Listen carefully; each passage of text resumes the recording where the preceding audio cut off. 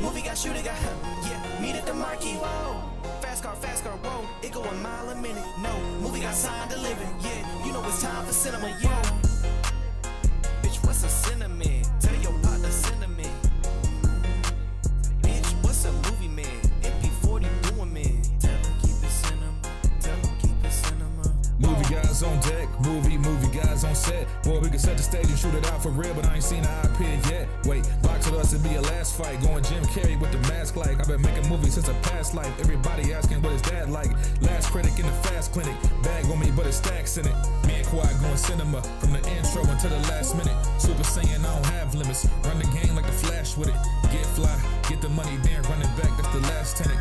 Movie guys on your screen, make the fans all scream. Your girl came through, said she wanna join the scene. X-rated Maxine, pitch black, got the vision still. Making moves, have to sit them still. Beef with us, you better be for real. Either cut the check or I'ma clutch it still. Cut the malarkey, that pistol get sparky. Movie got shooter got, yeah, meet at the marquee. Fast car, it go a mile a minute. Movie got signed to living. You know it's time for cinema. Whoa.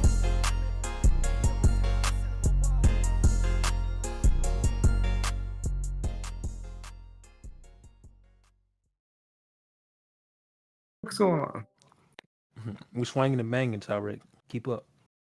Oh, you taking over a chop? He's not available. Yeah. Oh no, I ain't say game banging. I said swinging and banging. You know what I mean? Oh. The H Town holding it down. Oh shit, we live. Yep, everybody heard. See, I think the they intro gonna music take that out playing of right now. context, bro. It's over with. No, the music ended, bro. It's over with. Are we Clip live? That shit too. Hold on, Saint. Chinga tu madre. Huh? Are you eating on the podcast? Here we go, bro. Saint, Here we how many go. times are you ratio? Yeah, It's not yeah. possible. You You know haven't what, removed Saint? the necessary ribs. You know what, Saint? You're docked, buddy. You're getting docked this month, buddy. We're filled Damn the it. shop. Uh-oh. He ain't better Nah, I'm about to lose ribs, bro. Look at one time I want to pull a VG so bad and kick Taarec off. Let's do a live on air vote. Who wants to keep following? I'm pulling the Alex. I'm gonna vote myself out. Oh yeah, I felt like that was a diplomatic thing for me to do. Hold on, But Red as Pig, we say all something. know, And BG say, "Don't you fucking dare." What did you say, Marco? Why Red Pig sound kind of low to me? He do. he sound good to me. Let me turn him up. I think he was just talking low. I'm talking though. Yeah, I know he got the laptop Yeah, on his that's what it chest. was. I'm on a different mic. Should I Laptop drink on my wine chest. tonight? No, I'm gonna wait till tomorrow. What kind of wine you got? White Zinfandel? You know I got that the Rosé? sweet red wine. Yeah. Yeah. Patrick. Hey, Finna man, get we tipsy back. tomorrow. We back, y'all. First episode of the year. Welcome to 2025. How's 2025 treating y'all so far? I'll go third. Anyone? Okay, I'll go first. I started the year off with an F-150 Hemi. That shit was not fun. I'm still recovering. And next topic. Understandable. I got it. I got the reference. Yeah, man, this year's fun, bro. I'm gonna be honest. This has been a terrible start to the year. The two, we gonna get into it, and maybe Mafia Quad. He already seen 20 movies, so he might have found some good gems. But I have seen 2 movies this past week. Both have made me. Both of them. One was a left cheek and one was a right cheek. It was terrible, bro. Oh, the Tyrese left cheek. We didn't even see the hole yet, nigga. So The beginning of this year has been reminiscent of Wonton's gaming sales. Very mid. Oh, hey man, but you know it's funny. Some of the niggas in here think the cheek movies haven't been that bad. So we gonna have to. Are you people? Are you certain people? I'm not people. We got the people in here. So Say Yeah, nothing. and he stinks. Y'all don't even know my review. What was I getting ready to say? Yeah, man, 2025, we here. Been a few movies that have come out in the past couple of weeks, and we had Flight Risk come out this weekend. Next weekend we got Companion. I'm seeing that. There's a couple things coming out, but I'm not gonna lie. I'm ready to get the fuck up out of January. January has been the longest month in the history of months. This feel like it's been 2 months. It's only been one. This shit's crazy. But yeah, we back, man. I ain't gonna lie, I was sick last week. Had the stomach flu, fucked me up bad. But I'm back and I'm better than ever. There we go. So yeah, this is what we're gonna do today, y'all. We got topics, not too many. A few like movie news. The Oscar nominations came out, so I'll run down the nominations and we'll talk about that.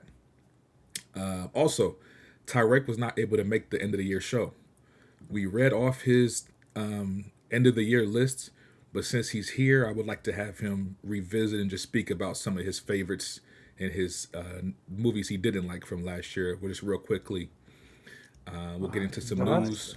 Where's my list? And then, yeah, we got a lot of reviews actually. Shout out to Mafia. He saw a lot of movies. Alex and Red Pig, the same. You know, I ain't gonna lie. Everybody on this panel saw movies except for me. Granted, I was sick last week. I did watch Juror number 2 at home. Granted, that's a 2024 movie, but I did watch that, so I'll review that quickly. Damn, I forgot to watch it, bro. My bad. But yeah, I did not see any 2025 movies. I haven't seen any yet. So, you know. Oh, you're on your BG shit for real. It's crazy. Yeah. But anyway, let's go ahead and get into the intros. Let us start with my boy Saint. Go ahead, Saint. How you feeling? Yes, sir, man. I'm back from the dead. Beat COVID's ass. It's been a long month, bro. Was jumping to February already. Absolutely. Red Pig. Yeah, man.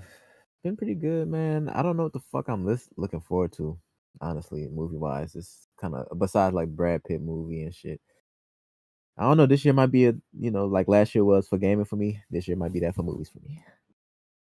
Understandable. Taarec. It's been a mid-year. Wonton is anti-DEI. He's trying to kick me out the podcast. He's following Trump's footsteps. But yeah, it's been a pretty mid start to the year for movies. Like last year was too, because I don't think people remember. Like last year we had fucking Beekeeper and some other bullshit the first month. And we didn't have shit until fucking Dune came out. Yeah, till Dune. So this movie, like this year's movies, we probably gotta wait till like funny enough till the Marvel movie comes out in February, and then hopefully by then we get some better movies. But it's been pretty mid so far. Sir. Mafia. What's good, everybody? We're back for a new year. Remember, let's get seminal. Yeah. Said, let's get cinnamon. Pause, nigga. What? Cinnamon. Of course, cinnamon. And Alex, my brother. Yo, how's it going? This is Tom Join the Morning Show. It's the time Let's join the morning. Doom, doom, doom, doom, doom, doom, doom. Fun night, boys. We're gonna stay up all night. We're gonna fart, eat fruit snacks, and drink soda. And we're having a movie night right after this. So if you haven't joined the Movie Guys Discord and you want to be around a bunch of other sweaty niggas silently watching a movie because we're bromos, we're doing that tonight, baby. The first thing on the docket is Arrival, 2016's Arrival. Fire. Cinema. All right, buddy. So let's go ahead and get into the topics. Oh wait, before you even start, I forgot to give an announcement, bro. You Huge pregnant? announcement. That too, but Delayed Takes comes back next month, baby. Oh shit! Hey. Nice. Oh shit! So stay tuned, man. I thought y'all had a warrant. So the whole crew coming back? No, it's just gonna be me, Kiki, King, and Doc Brando. Is this the good game? Got you. Okay. That's how funny. Come on, Now bro. tell Kiki if he ain't gay, don't come on the show. Not in a good game as in a sleep reducing part, but like the second phase of the. Oh yeah, when they kick people off and they come back with only two Yeah. members. Oh Jesus, leave my boys alone, man. They good people. Oh, okay. Yes, sir. Salute. All right. Let me see. What do I want to? Oh well, Taarec, do you have your Yeah, I found list? it. I found it. Okay, Yeah, cool. So what you can do if you want, you can do top 5, bottom 5. You can do honorable mentions. Just tell us, what did you enjoy? What did you not enjoy from 2024, brother? Okay, I'm gonna start with the shit part.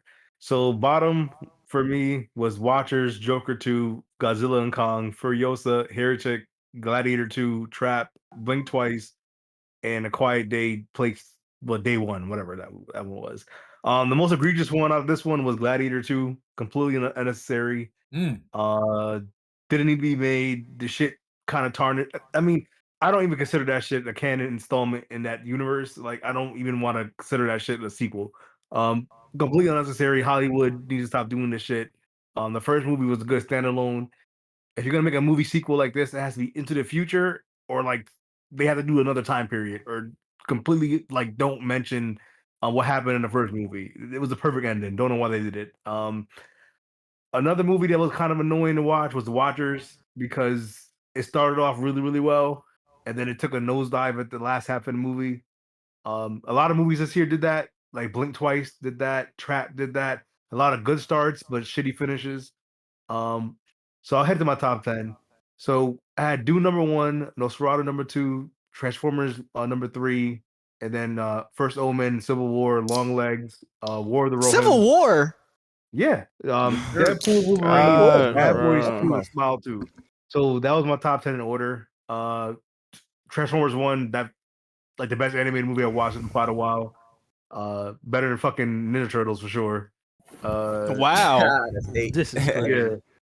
Nosferatu. I think we were split on this movie. I wasn't there for the review, but this is one of my favorite like horror films. I wouldn't say it's a horror film, it's more of a thriller. The last like 10 years or so. I thought it was really, really good. I'm looking forward to his next movie next year in 2026, I believe he's coming out with his next one.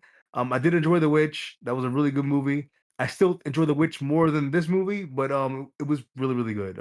Really well done. And Bill Skarsgård, yeah, he needs to be nominated. I don't know what the Oscars were thinking. Not nominating him, especially the makeup artist. They need to be nominated too. That was a great job by them. That nigga had a purple blue Takis frozen dick, and it was fucking huge. So anyway, Yep. But yeah, they did a good job. I watched the movie twice, and I told the projector to pause it right here. Yeah, they probably need to investigate who did that. Like, came up with that whole thing too. They might have something wrong with them. Painted an Italian sausage blue. That shit's crazy. Yeah, shout out to Blaze. Dune 2, though, that's my number one movie of the year. I hope it wins. Yes, sir. I hope, based on what the Oscars did, I know y'all didn't discuss it yet, but based on the nominees, I hope that shit wins. The rest of those movies did not deserve to be there. We can probably get to it later. Longlegs, that was one of the best horror movies last year, along with The Omen. I thought last year was a very, very good year for horror movies. So I had two of them on my list, and I don't think I've had a horror movie in my top 10 for quite a while. And then Bad Boys was okay. It was a pretty okay year. A normal year, Bad Boys probably made my list, or Smile 2, but I had to make something out of it, the list, so they kind of made it by default. And Lord of the Rings movie made it because I like Lord of the Rings, but they had a lot of improvement that could have been made. That shit should have been delayed like maybe 6 months or so. Other than that was my list. Great list, Taarec. Great list. Aye, okay. I'm actually proud of you. Proud of you, brother. Yeah. Much better than your gaming list from last year. Fuck out of here. Nosferatu was great. I am surprised though. It's your second favorite movie of the year. Why? Nigga, who else didn't like it? No, I mean, well, Mafia was a little disappointing because it wasn't really horror, but that movie was fire. I mixed some stuff. That was the best romantic movie I've seen in years. It wasn't bad, but I was expecting a horror. A horror? Yeah, I had a when BT get in here, he actually gonna give some commentary on that as well. But we can keep going with the topics. That's how they wrote the book, though. So the dude I know yeah, we gonna get into it. I don't want to take his points from him, but anyway. Alex still hating on Civil War. Crazy. Facts. Yeah, the moment that y'all free yourselves from that, y'all just love allegories, man. I don't know where y'all get that shit from. But... I like the way they shot that movie. That movie was excellently shot. Facts. Yeah.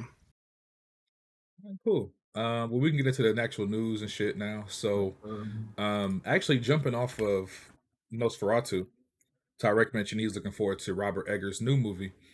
We got an announcement. Robert Eggers, this is the director's name. He is going to direct a movie called WERWULF as his next film.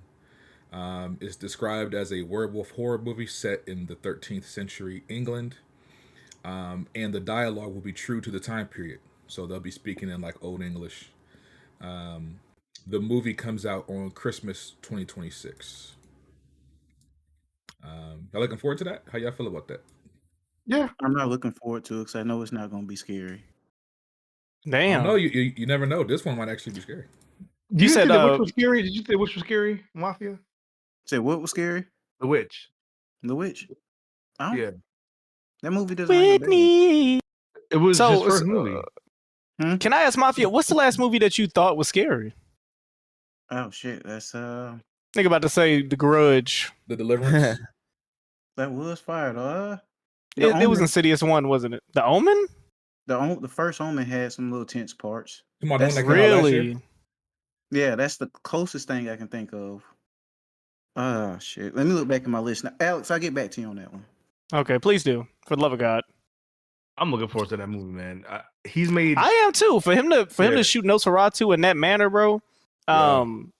This is the first scary movie that made me go see it twice in a theater.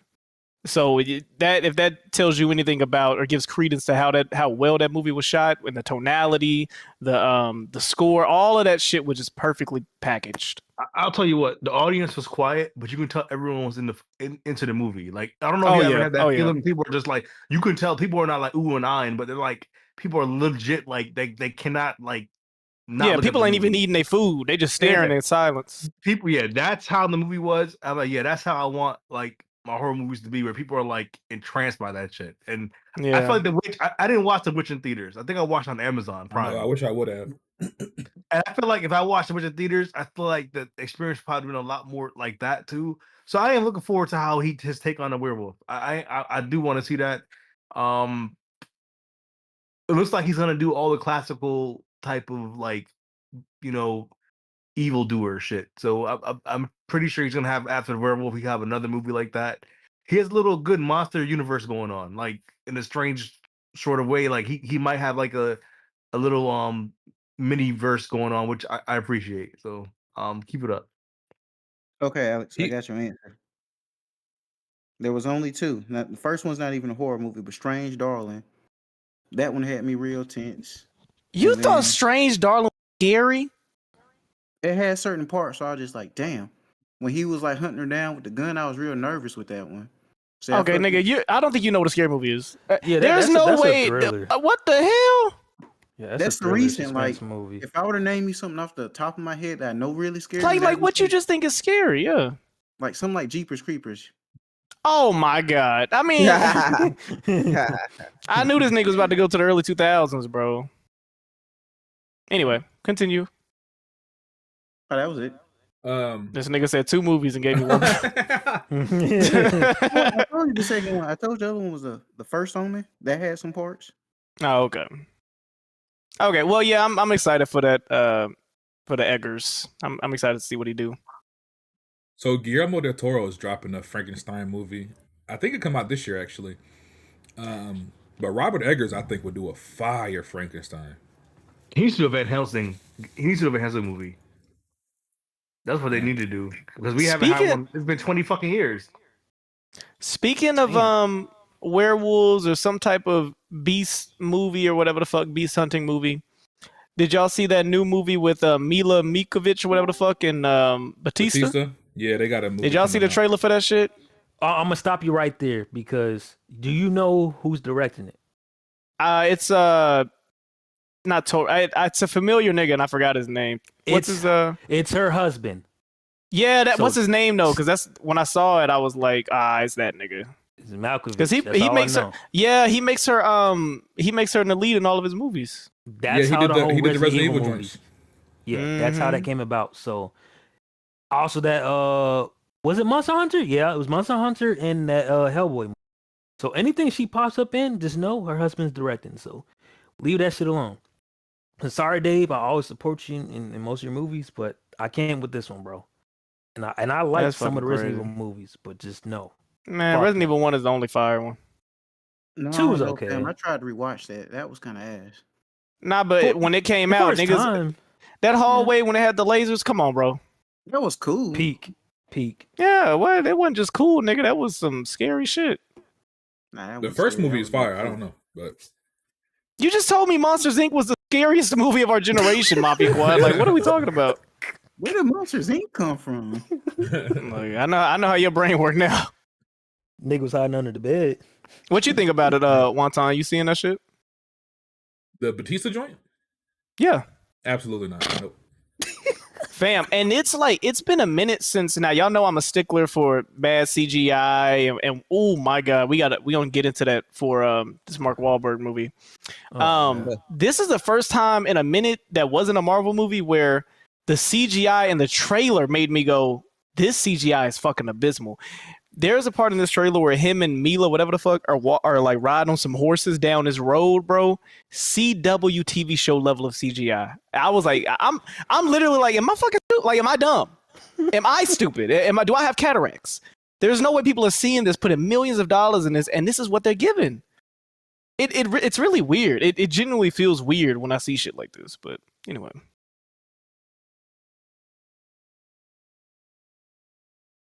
Did our host die? Yeah, I don't know. He had to unplug his air fryer. Give him a minute. My bad. I was getting ready to say something. I fucking forgot. Oh, yeah. So we're talking about Resident Evil, the nigga that made Resident Evil, right? Let me go to the next topic because we got some news. Y'all remember Barbarian, right? That movie, Yes. Barbarian. Mm-hmm. The director of Barbarian is officially set to direct a new Resident Evil movie. Now, let me say this. They've already put out Resident Evil, like, you know, Netflix had the TV show, they had the movie. Both of them shits was ass. But don't forget the movie before that too, or after the this one I'm actually looking forward to because A, Barbarian was fire. And 2, they're saying that this new Resident Evil movie is going to be more horror focused and more faithful to the original games. Is it Biohazard though? So you see, the last guys. Okay, first of all, I like Barbarian, so I am hopeful for this movie. But the last guys who did Welcome to Raccoon Ass City, they said they did say the same shit. I remember. Wasn't Leon Indian in that movie, bro? Or am I tweaking? Something like that. It's the nigga from Victorious that whatever that nigga name is. Oh my god, you're lying. Yeah, I know. Is that the same dude? No, get the fuck out. No, bro. Hey. No. Yeah. Jesus. I am so nervous about this movie. I want to believe in nobody because Barbarian was good, but I'm just so scared. I'm looking So that's what scares you, this nigga boy. Yeah, I think it's gonna be interesting because Barbarian, I felt like was a little. Is BT in here? Yes. Yeah. Buck, can you hear me? Buck, please. Niner. Yes, sir. My bad. I'm over here playing Ninja Gaiden, yo. All right, stop playing with yourself. Yes, we gonna get your thoughts on Nosferatu later, but what I do find interesting is that Barbarian was a horror movie that turned into a comedy, like 75% into the movie, which was I've never seen that. Like usually a movie is very consistent in what it wants to give when it comes to tone, and that shit became a comedy after the nigga turned out to be a fucking. Yeah, after the big titty Sasquatch was introduced, and the nigga turned out to be a trigger warning, a rapist. Then the shit became funny? Question mark? I'm wondering if he's gonna pull something like that again, where he kind of tugs our leg this way and then yanks us the other way halfway through the movie. I don't think so. He says he's gonna be faithful, so I'm gonna take his word for it. Y'all know what Mafia Quad sound like? Y'all remember that video of the white nigga in the truck? He's like, please, Donald Trump, I'm praying to you, Lord, please, when he had both his hands up. That's how Mafia Quad sound. Please, Donald J. Trump. But yeah, make Resident Evil movies great. Well, they were never great to start with, but make them great. Hey, what'd you say earlier? Keep it cinnamon. Let's go. Cinnamon. Stupid. But yeah, real quick, shout out to BT for hopping in. BT, how you been, brother? This nigga throwing Shippuden ninja stars right now. Yeah, I've been out, yo. It's been a minute. Last time I popped in, I think was the Halloween episode, so it's been a few months. Last time, Terrifier 3 was my last appearance here, but I've been good, been binging a lot of shit over here on Fire Stick, trying to find some shit. I've been taking a new strategy to movie watching outside of obviously the big releases on theaters. I've just been kind of shooting in the dark, going through these apps on Fire Stick and just clicking random shit that catch my eye based on whether it be a director that I know, an actor I know, or the movie poster just might be fire. I just might like the cover and just click play. So I've been finding a lot of hidden gems. I've seen a lot of bad movies as well, a lot of terrible. Now you gonna tell the truth? Tell them how many Tubi movies you recommended me in the past 6 weeks. Oh shit. Hey, I don't know where they're from, yo. I use a specific app that got everything. I don't know where the movie's from. Nigga said some are good, some are terrible. This nigga suggested, this dude hyped this one movie up to where it's like, it's a little known film. It was at a film festival for a few years. It was little acclaimed, but it's a cult classic. I was like, oh, what's the movie? He's like, Ghost Rider 2. I said, bitch, I'm like, nigga, what? So yeah, this nigga been on a tear in the chat, boy. Nah, I've been throwing Alex a whole bunch of random joints just to watch. But I got one I'm gonna watch. It's called The Coffee Table. I'm gonna watch that on Sunday. Yeah, The Coffee Table. Yeah, I seen y'all give your top 10 best of the year list during the Nosferatu rating. So I was like, man, if I'm gonna join this time, I don't wanna give y'all top 10 best of the year. I figured I'd give y'all some top 10 sleepers that people may have not have talked about or may not have even heard of. Fire. Coffee Table is definitely on that list. Do you want to speak about like your favorites from last year or anything like that? Yeah, I mean, I don't want to be redundant. Y'all did it already, so I'll give you some 10 movies that either I didn't hear highlighted on this channel, or I just haven't heard highlighted in general, may have flew under the radar. Since Alice wanted to make a joke about The Coffee Table, I'll start with The Coffee Table. The Coffee Table debuted overseas at the end of 2022 on the festival circuit, made more rounds on the festivals in 2023, didn't make its way to the United States until April of this year, so count to the 2024 release. But The Coffee Table, this is one of those movies just scrolling through the apps, poster caught my eye, looked all right. I'm like, all right, let me hit play. Didn't know it was a foreign film. I said, all right, let me put the subtitles on in Spanish. Did all my research after. This was probably the most intense viewing experience I had of 2024. Random movie I just clicked play on. If I had to compare it tonally, I would say Uncut Gems as far as how anxiety inducing it is. Oh, yeah. Like, if you remember the stress and anxiety you had to watch an Uncut Gems, that's how I felt watching Coffee Table, a masterclass in building tension. Regardless of whether it slept on or not, this movie would have been on my top 10 of the year. I highly, highly, highly recommend The Coffee Table. Going blind like I did. Like I said, I didn't even know it was in Spanish. By the end of that movie, that's a movie that stuck with me. That for a week straight, I was trying to find YouTube videos. I only seen maybe 3 or 4 people on YouTube even talk about it. I've been. It's a foreign movie. Yeah, it's a. Oh, Spanish then movie. Red Peg will not be watching it. He can't read. Okay. He don't like subtitles. Okay. Didn't don't Red like Peg not hear Disco Inferno or something like that during the 50 Cent Jadakiss battle? Was he the one who didn't hear in the call? Oh man. Wait, man. Doesn't Red Peg watch anime? No, he don't. He waits for the dub. He watches the English. Oh. If it ain't dubbed, it's dubbed. He be listening to Disney child actors voice act some fucking anime fight scenes, bro. That shit is crazy. He be watching Squid Games and dub, bro. That's disgusting. Oh my god. I sure do. Hey, MG coin. That shit, boy. MG coin. Nah, in all seriousness, The Coffee Table, I can't recommend enough. It's a very simple premise, very straightforward. It's not no mind-bending twists and turns. It's very, very straightforward, but the premise that it comes with, it executes to perfection. And it's like I said, by the end of the movie, I literally was just like, this is insane. This is insane. I posted it in the movie guys chat. I don't know if anybody ended up watching it. And I'm glad you kind of brought that up. We had some fan mail that reminded us you're still in a 90-day probation from your last recommendation that you gave us. So I just want to inform you, if this is ass, you will never be allowed on the show ever again. I just want to make sure you know that. I'll get to oddity later. It's not on Oh this my list, god. Oh, Thank God. Give thoughts on a certain movie. Somebody asked you, nigga. Somebody hit you up and said, "Hey, talk about that oddity this week." Hey, Nobody told you. Me and Alex had argued about Nosferatu for like 10 minutes, only to find out we gave it the exact same score. We gave it the exact same score. He was arguing with me for 10 minutes, only to find out we gave it the exact same score. I was pissed. He's like, bro, I gave it an 8 out of 10. What more do you want me to? He was mad as shit. Nah, but I'll zoom through the rest of these since I went off on the coffee table. Double Blind, a little Irish independent thriller about a sleep experiment. Again, very simple premise, executed well. Again, these ain't the top 10 best. These are just movies that I thought should have been talked about more. Mads is another one I brought to the chat. Mads was fire. Mads is another one, super intense. That's the one I gotta add. Yeah, that's the one I gotta add. That one is a single entire movie filmed in one single shot. As the movie goes on, once you figure out what the hell is going on, it takes off from there, and it's super, super intense viewing experience. Another one of those movies that at the end of it, I was like, all right, I gotta go on YouTube, see what other people are saying about this. Did y'all ever review My Old Ass with Aubrey Plaza? Yeah, we did. Y'all did. What did y'all think of that? I thought it was okay. It was a little crazy that you can use weed to time travel, but it was cool.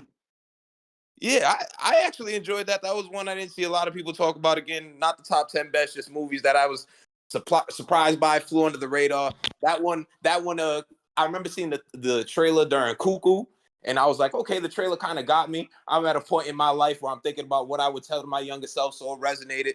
A little emotional viewing experience for me, but I enjoyed it. Now, this one right here, if y'all watch this, please understand this. This movie, Here for Blood, it's one of those movies that's a bad movie, but it knows it's bad and it leans into it 1000%. Straight out of the 80s, like straight homage to 80s slasher movies. Hilarious. One of the most fun viewing experiences I had of the year. It's not trying to be great. It's not trying to be an Oscar winner. It knows what it is. It leans into it 110%, and that what makes it so much fun. What You Wish For? Have any of y'all seen What You Wish For? I feel like that would have been one y'all might have seen. No, I haven't seen that. So What You Wish For, think of what was the name of the movie with the cook? Oh, Menu. The Menu. Think of it like The Menu. Chef meets up with his chef buddy overseas. They get into some shit. He ends up having to cook for some rich people. Really, really good thriller. Really, really good thriller. I enjoyed that. That's another one that was on festivals in 2023. Ended up being released nationwide in 24. Succubus. Succubus is another one. Little independent horror film. Insane movie. Outside of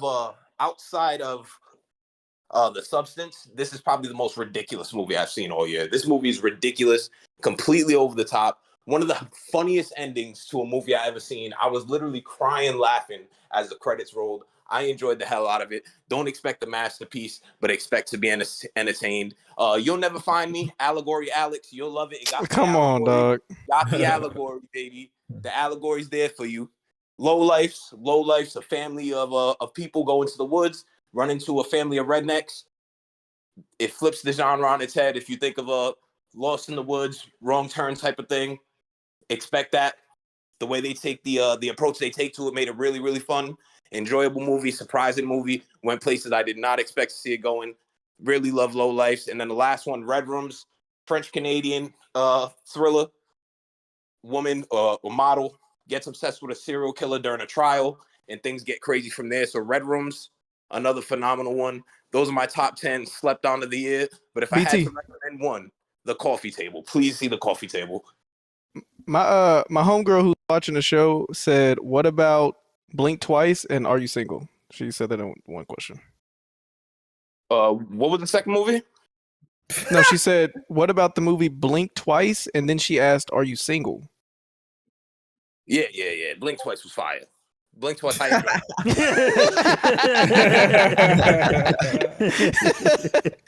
enjoyed Blink Twice. It wouldn't make my sleeper list, and it wouldn't make my top 10, but it was a fun watch. I enjoyed it. Okay, bet. Yo, the nigga in the comments said you sound like the ShamWow dude. Fire. That's crazy. My movie guy voice. Yo, BT, I did want to ask you two things. Yeah, go ahead. I know you gave your sleeper list. Appreciate it. I am curious though.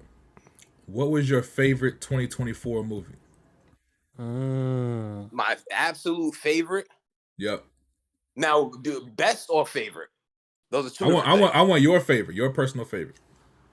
My personal favorite, I'd say it's between the ones I watched the most this year with Deadpool and Wolverine, Terrifier 3, Late Night with the Devil, and Strange Darling. Those were the four that I've revisited the most. that I've watched over and over again.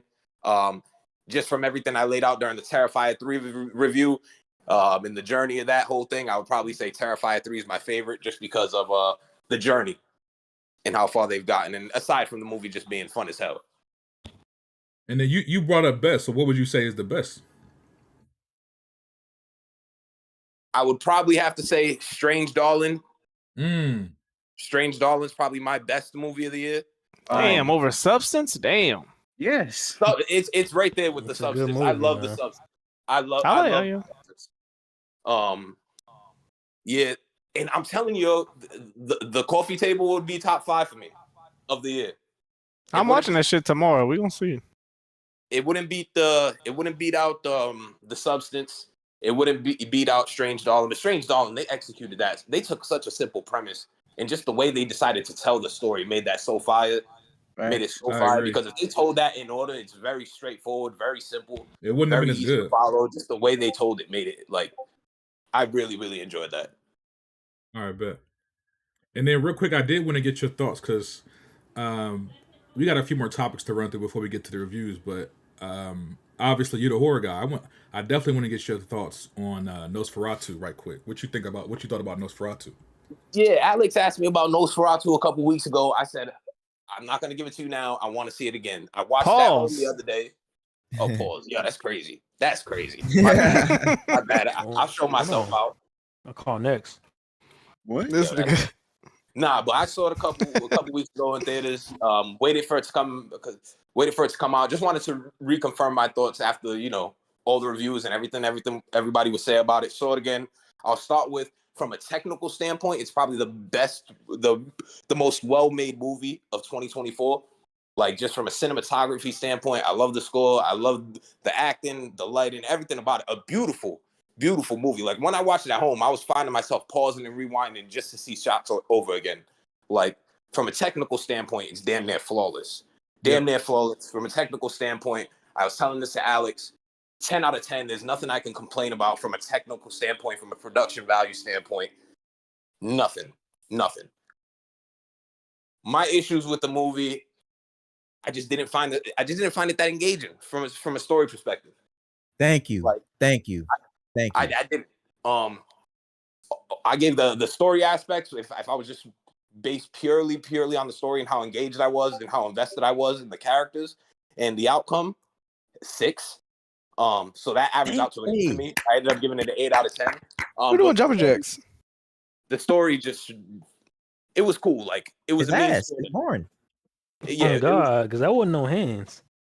It was mean swimming at the end of the day, but it was so well made. It's so well made that it compensates. Bro, for my issue with you was, if he sticks to the original material, the story is a story. But if he veered off too far, then the argument might be, that's not how the fucking story went. This really still isn't the original. Like, it felt like, I mean, he tried to stay true to what it was. I mean, he added his flair, but like, what? So you just don't like the story of Nosferatu in general, then? No, it's not about liking the story. It's about making the story engaging. Like, the story of Dracula has been told how many times over at this point. So you wish he would have took a little bit more liberties in the way he shot it, or told the story, because the story is a story. Zero complaints about the way he shot it. I just did, like, I really didn't care much about the characters. Really wasn't invested in the outcomes. Really wasn't sucked in or pulled into the narrative. What kept me invested was the way he shot it. The cinematography. It's a beautiful, beautiful, beautiful movie. A beautiful movie. But from a story perspective, it was just kind of like, okay. So this like the baddie that can't hold a conversation to you.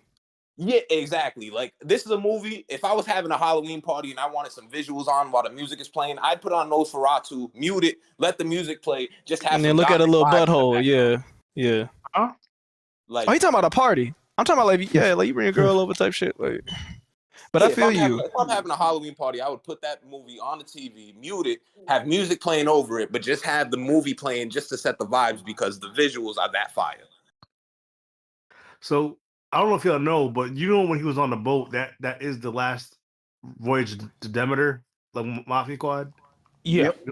So that's the thing. So when they wrote Nosferatu, it was literally just it's not a plagiarism, but the guy couldn't use Dracula's name because it was like copyright. So when they had to name the vampire Nosferatu.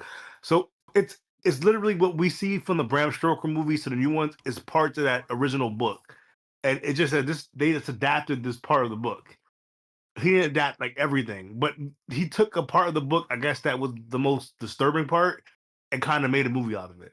So if you're not into that macabre shit, I think you're not gonna really fuck with the story. But I feel like if you're into that shit, like not what the guy was doing to the people, but if you're like a fan of like those type of like macabre type of stories, and yeah, you probably would like it. But if you're not, I understand why. I thought it was interesting, more so than just like how it's shot and shit like that. But yeah, I've never seen Dracula portrayed in a manner of like it's almost like not carnal but perverted in nature. Like when he was sucking their blood, he was basically fucking them. Like for him, it was better than sex. It was when he was sucking their blood from his chest, he was hunching them. You don't remember that?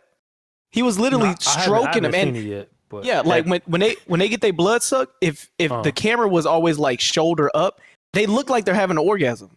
Like all of it was very perverted, and it was essentially, I don't want to use the R word, but that's what it looked like. It's like he was taking advantage of them. So that's what Bram Stoker's Dracula is about. So that's why really depth all the pictures I'm seeing everywhere with her drooling. Yeah, she moaning. Yeah, fucked, but it's like a possession type thing. You know what I mean? Like when I mean, you haven't seen the movie, but there's times where they had to tie her down to the bed because she's literally moaning out of like this weird, perverted, possessed ecstasy feeling. You see what I'm saying?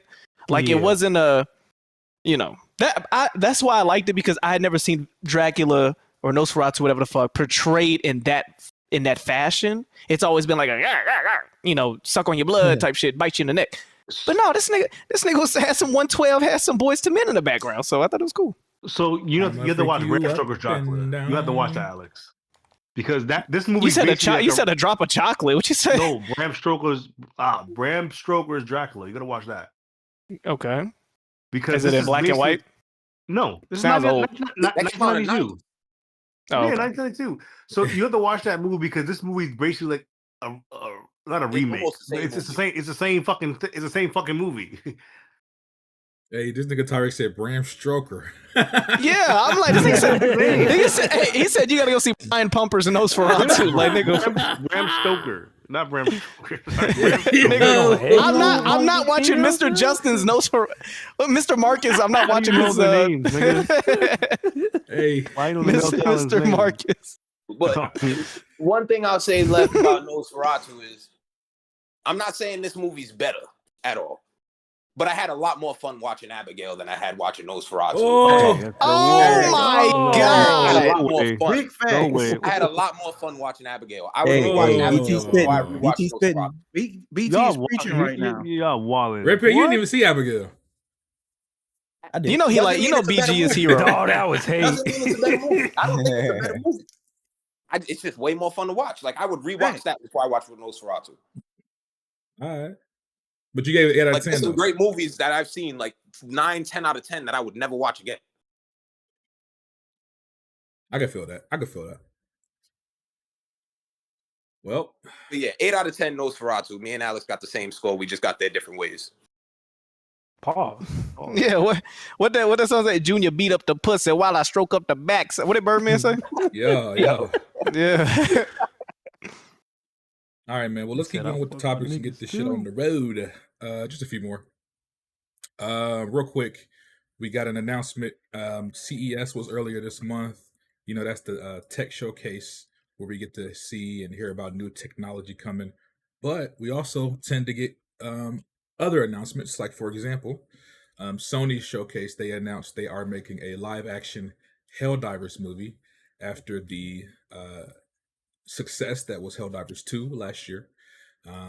And the previously canceled Horizon Netflix show is now being made into a feature film, also produced by Sony Pictures. And then last but not least, we got a trailer for the Until Dawn movie that released later this year. What do y'all think about these announcements? Are y'all looking forward to Helldivers? Are y'all looking forward to Horizon? Did y'all see the Until Dawn trailer? Nigga, ain't Helldivers gonna be basically Starship Troopers, nigga? They're in the same universe, though, right? No, they're not. I don't know if they're the same universe, but they're both Sony, right? Yeah, No. Sony does own Columbia, Starship Troopers. That's Columbia, yeah, Columbia Pictures owns it, and they own Sony, or Sony owns them. I'm glad the Horizon movie's actual movie, not a show, because now the CGI can actually be good. And I don't know, the movie still might be trash, but we'll see. Whoa, what did you say? I said the movie. Nigga, I'm not stupid. The movie might be Oh trash. shit! I don't know. Oh shit! Okay. Look at this nigga's dick got hard from that shit. You're gay. Hey yo. But I don't know. The Helldivers movie sound fucking dumb to me. I honestly don't know why the fuck they're making that fucking. It's movie. just gonna be Starship Troopers, man. Man, they don't mean they could have made a fucking Ghost of Tsushima movie. Well, they're having an anime on that shit. I feel like they had another franchise they could have put in there. That required that probably like Resistance or some shit. I'd rather see a Resistance movie or than fucking Helldivers. I'm not gonna lie. Nigga, fuck Resistance.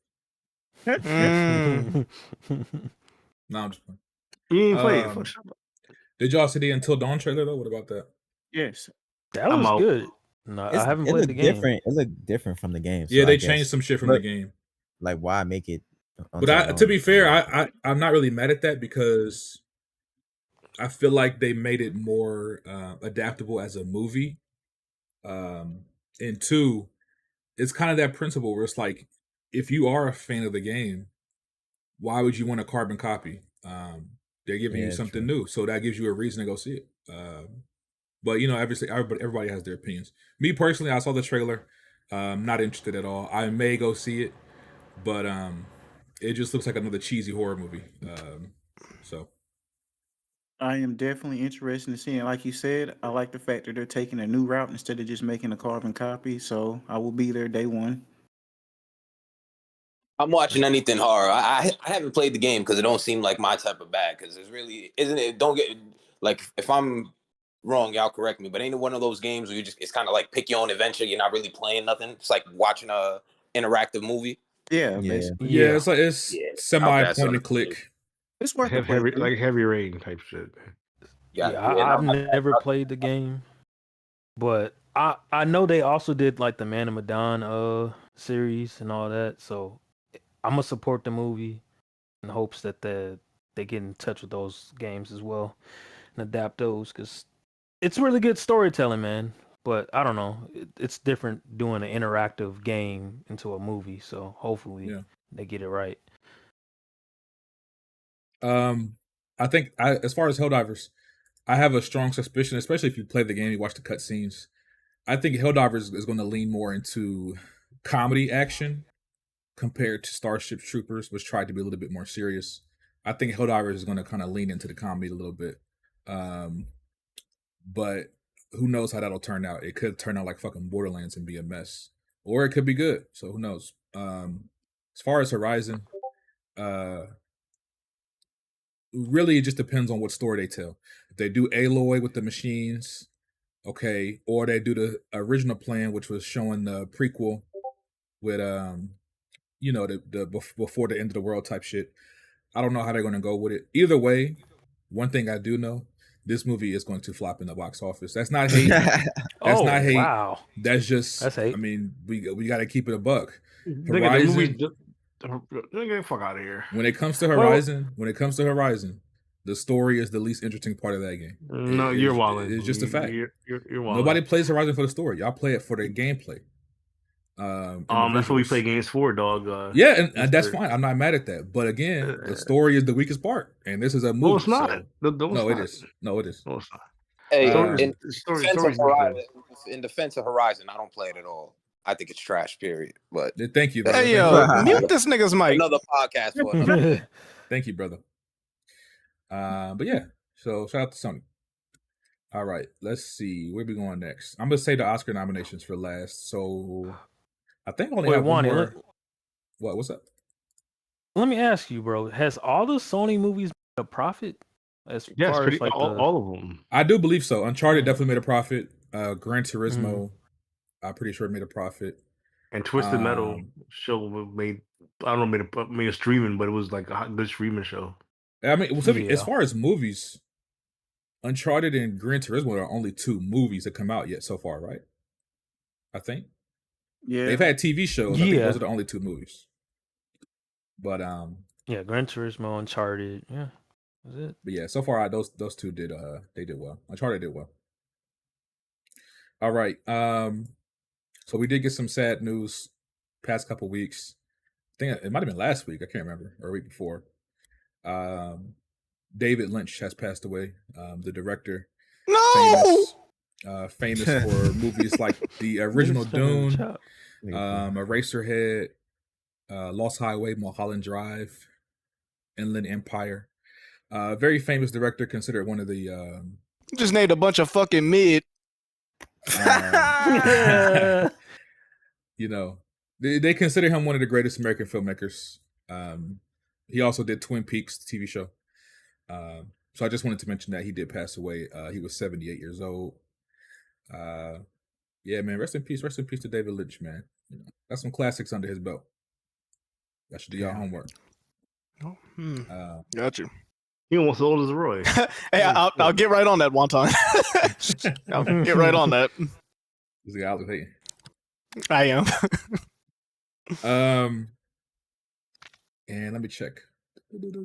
Okay, yeah. So last but not least, I'm gonna run down the Oscar nominations. We'll talk about the Oscar nominations, and then we will get to the movie reviews. Let's get it. Let me just pull up the list here. Also, let me check. When is the Oscars? I think it's in March. Let's see. February. They did it in. How y'all feel March about 2nd. them still having it? How y'all feel about them still having it with the fires and shit? You feel like they should have pushed it back, or? Well, I think. I mean, they got to get the money for it. I think the right? fires are Like, under it control ain't- right now. And if they aren't, they should be by March, because the show was on March 2nd. So that's still over a month away. But I'm more so talking about like tone, the like damage the reading the room. Yeah, Oh, like reading the room. like it. I can't imagine if they're Hurricane Katrina and the month later, like, all right, we're about to have an NFL game or a basketball game. I feel like, nigga, do you see how fucked up shit is right now? It, but they'll definitely mention it during the show. You think it'll be a wasn't it reason for them to the- like bring attention to it and awareness for donations? Yeah, and shit? absolutely. Yeah, because Okay. was it the Golden Globes that happened a few weeks back? Golden Globes Was actually it happened Golden right Globes? before the fires. Oh, okay. I couldn't remember. Some ceremony happened where they did proceeds towards it, so I would imagine it's gonna bring awareness and money.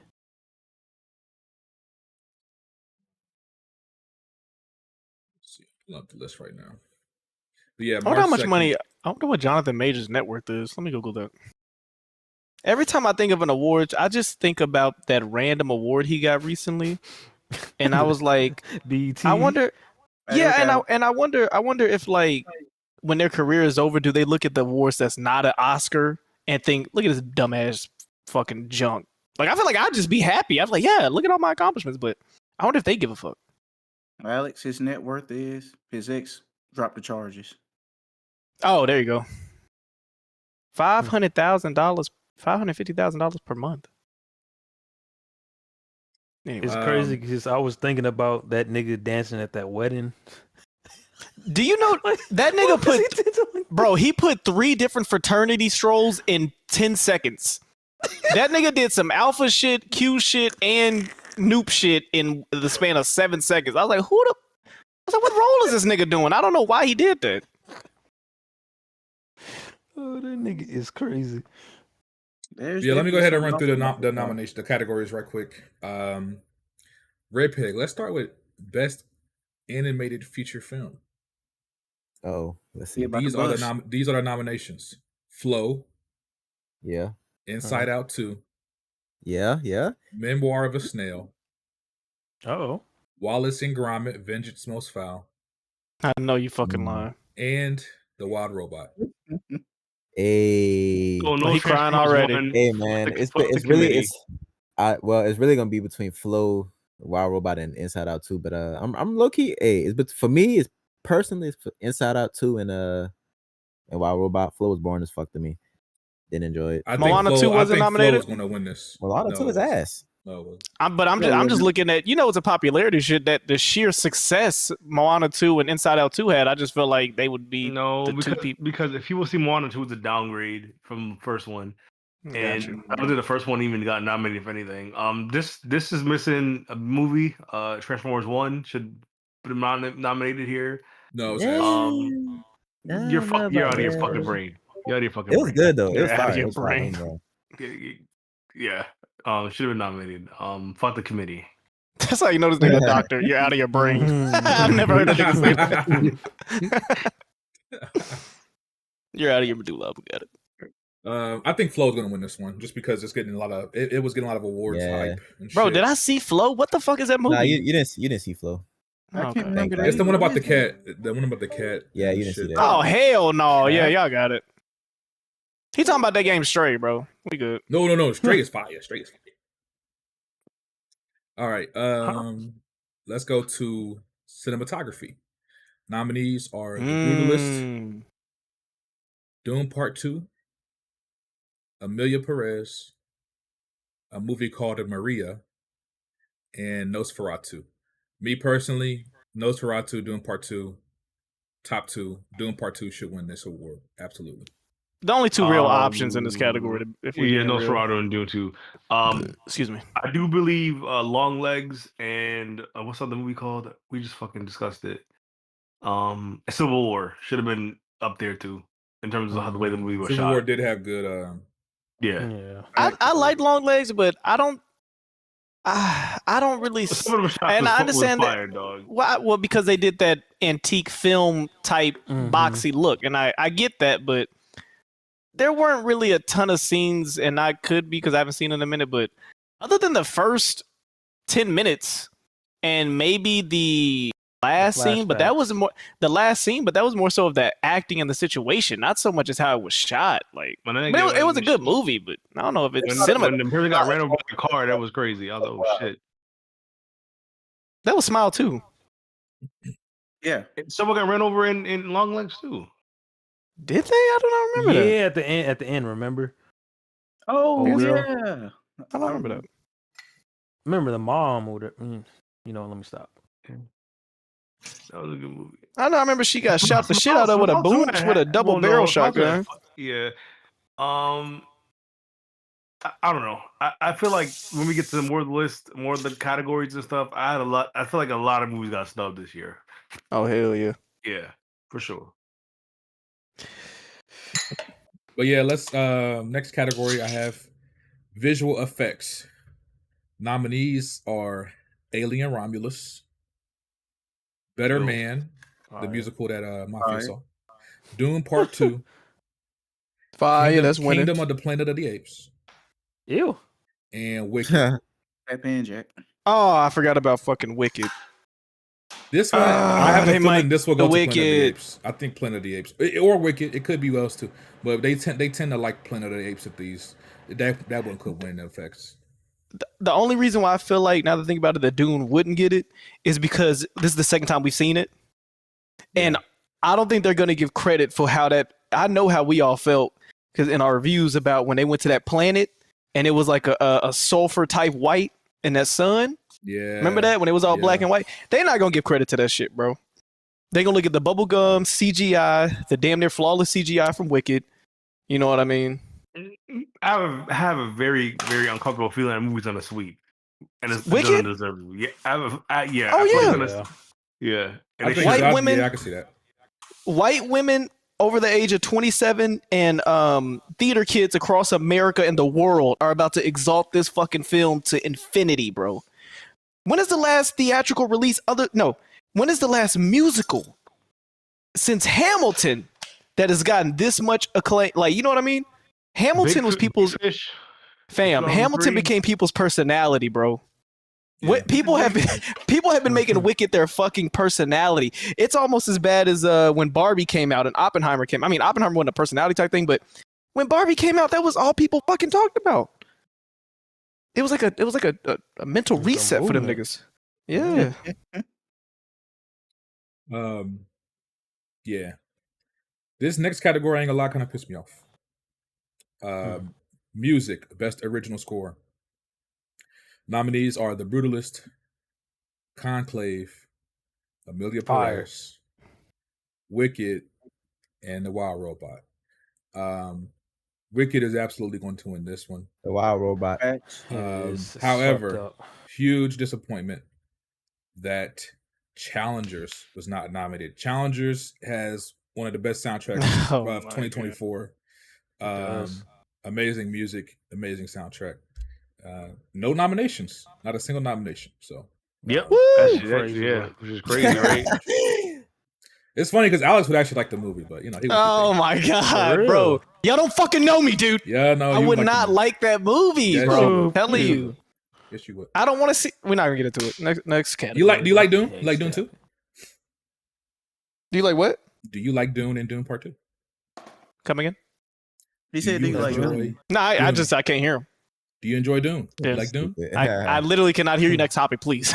All right, cool. Because Zendaya's in those films, and you tend to enjoy. Oh them. my So god! I'm just it wondering. was.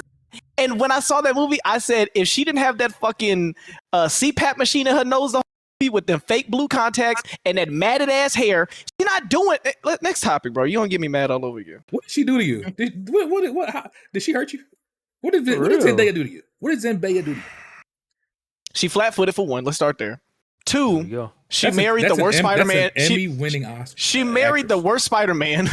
3, unless she cracked out on some drugs and got snot running down her chin, y'all don't. It's not good acting. Apparently, like wow, it's cool, bro. It's cool, bro. You gotta get that hate at your heart, brother.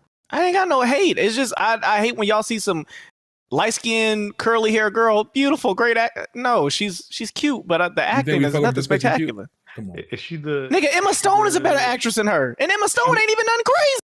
Is she the press start of young actresses? She's the Black Kristen Stewart. Oh, Facts. hell no. Facts. That is cap. Disrespectful, brother. That is cap. Facts. Put Zendaya in Twilight and tell me that's not the exact same acting job. Sit here and lie to me. Twilight was not. Sit here and lie to me. Twilight was over 15 years ago. Okay. Zendaya is the Wale of actresses. Facts. E-Rock about to lose. How about this? I ain't gonna say too much. She's a big booty dyke, just like. I ain't gonna say too much, but in the next few years, Alex will be eating those words. Let's just say that. Shove them down my throat, bitch. Let's get these next two categories. Okay, best adapted screenplay. We have, and adapted means it was adapted from a previous story or a book or something like that. A Complete Unknown, that's the Bob Dylan movie. Conclave, which is based on a book. Emilia Perez, a movie called Nickel Boys, and Sing Sing. Those are the nominees for adapted screenplay. I do not get this. Is because do adapt from a book? It so is. what the fuck are they putting? Writing for original screenplay, we have Honora, The Brutalist, A Real Pain, September 5, and The Substance. Fire. Give it to The Substance, baby. And then we only got a few more categories. Let me see. Okay, let's get to the actor categories. Actress in a supporting role. Monica Barbaro from A Complete Unknown. Ariana Grande from Wicked. Felicity Jones from The Brutalist. Isabella Rossellini from Conclave.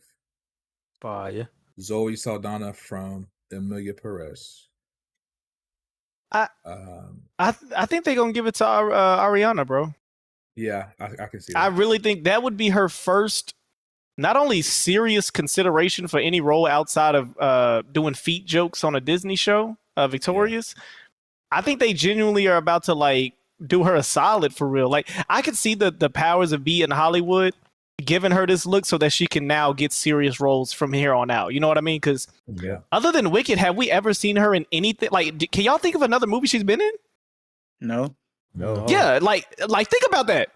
Now her singing is phenomenal. That's probably why I was gonna say her singing, along with the and the main actress was in that Slave movie and shit like that, or Harriet Tubman. I really do think that this movie was a layup for her. I think they was like, you can sing, do this shit, so that now you have the track record where the next Ariana Grande movie, everyone that loved you in Wicked is gonna come see this. You know what I mean? So I think this is a play. I could definitely see them handing her this award. And then we have actress in a leading role, Cynthia Erivo from Wicked, Carla Sofia Gascon from Amelia Perez, Mikey Madison from Anora, Demi Moore from The Substance, Fernanda Torres from a movie called I'm Still Here. Now, this one, I think we'll probably see a Jamie Lee Curtis situation. With what Demi I mean Moore? by that is Demi Moore Yeah. winning. The reason why I Yeah. say that, she won a Golden Globe recently for The Substance. And when she was doing her speech, she said, "This is my first award, like ever." Like, she's been in Hollywood for over 40 years. She's not won any major awards. Over I 4 think- years. 40. Oh, I was like, I've been in Weapon Wheel for longer than Demi Moore. I believe this will be their chance to kind of give her that award. Now, granted, Yeah, she is going up against Wicked, so that has a chance to win. Also, Amelia Perez, that movie, for whatever reason, no matter how much people say it's ass, these awards are hyping it the fuck up. And 6.5 out of 10. The main actress is a trans actress, so they could also try to get some DEI points and give it to them. So wait, but Lonson, I got a question for I think Demi Moore wins this though. Go ahead. Yep.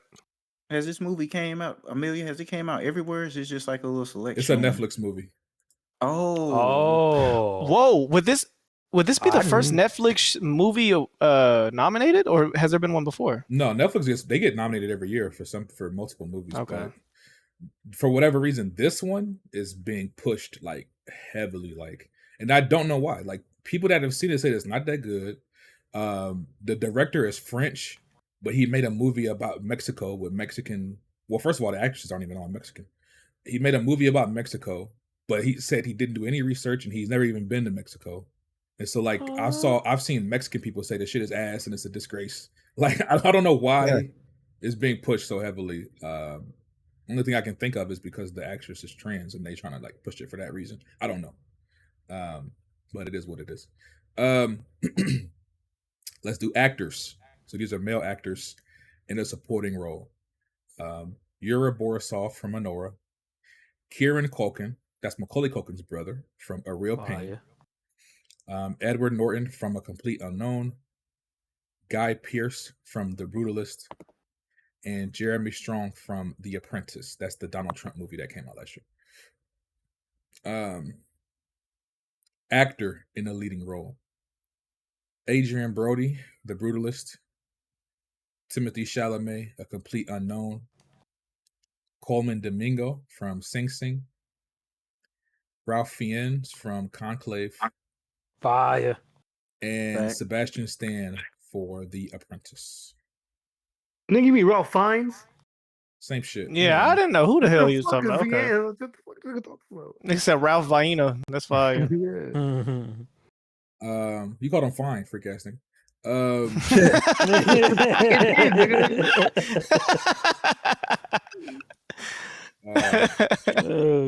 You call this nigga a sausage? All in all, going off of these nominations, this is a mid-ass fucking year for the Oscars. Mid as fuck. They snubbed and omitted multiple people in films that should have been nominated. This shit is ass. Look at the fucking the nominees for Best Actor and Best Actress. What the fuck? Like, I'm sorry. Yo, I imagine how the actors feel. Like, you know how we feel just kind of watching them, but imagine the niggas that was really on them sets, learning these lines, looking at these nominations. Like, are you fucking serious? Yeah, this shit. I don't understand it. One more category. One more category. I forgot. Best Picture. It's the big one. Nominees are Anora, The Brutalist, A Complete Unknown, Conclave, Dune Part 2, finally. It won't win, though. Amelia Perez, I'm Still Here, Nickel Boys, me off, dog. and The Substance. We could get nominated? No, not for Best Picture. Oh, thank God. I thought it was like, thank God. Do not be shocked if The Substance wins this. I would not be shocked if The Substance I bet wins they this. will. I need Dune 2 to win this. Also, they'll of give that, Demi something. She was full nude. to jump off of that, The Substance has become the 7th horror film to be nominated for Best Picture.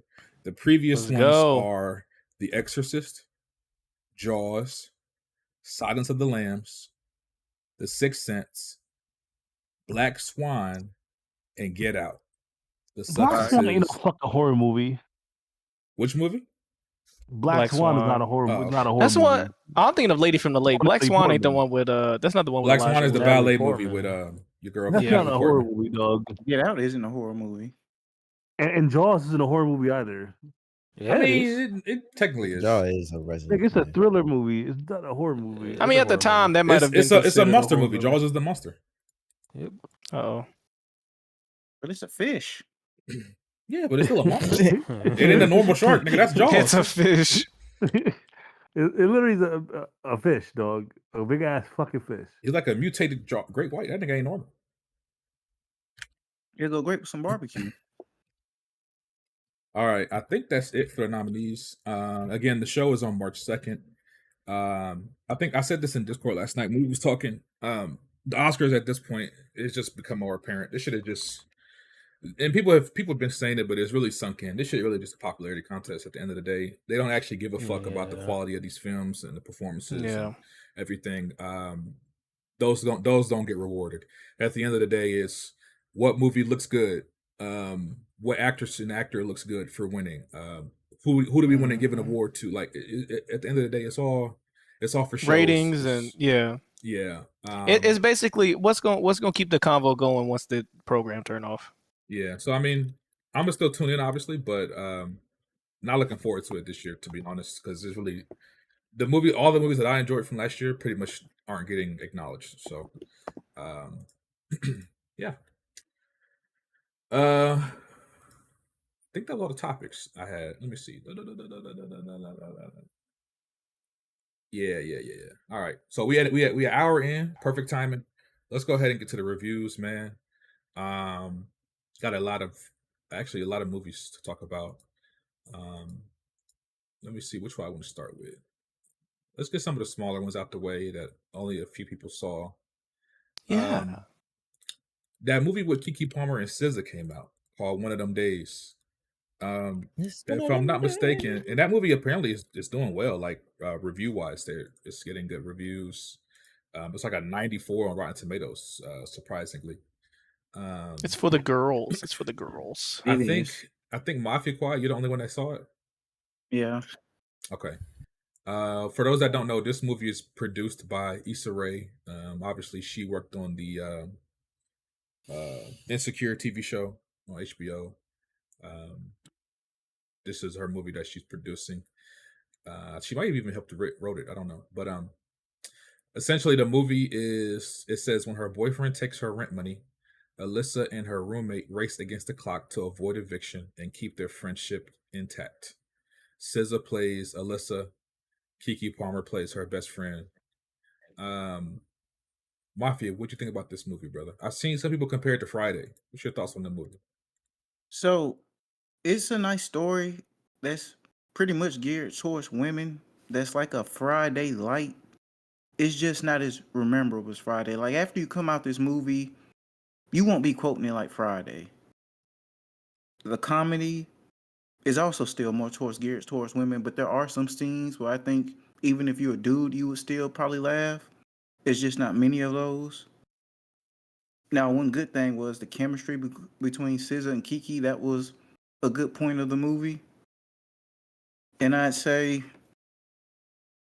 my critique of it is if you're going to try to be like Friday, at least try to make a big impact, especially like how Friday did in the third act. But this would not be a movie I would see again unless I had a female with me, because that really makes the difference. Like I told you guys before, I had a situation where this woman took my seat and she was just like, why don't you just sit next to me? And during the movie, when the scenes and stuff happened, she laughed, said something to me, and we kind of had a good conversation. So this is really like a little date movie. Wow, did you get her email? Nah, I don't want to say. When's y'all next date? Yeah.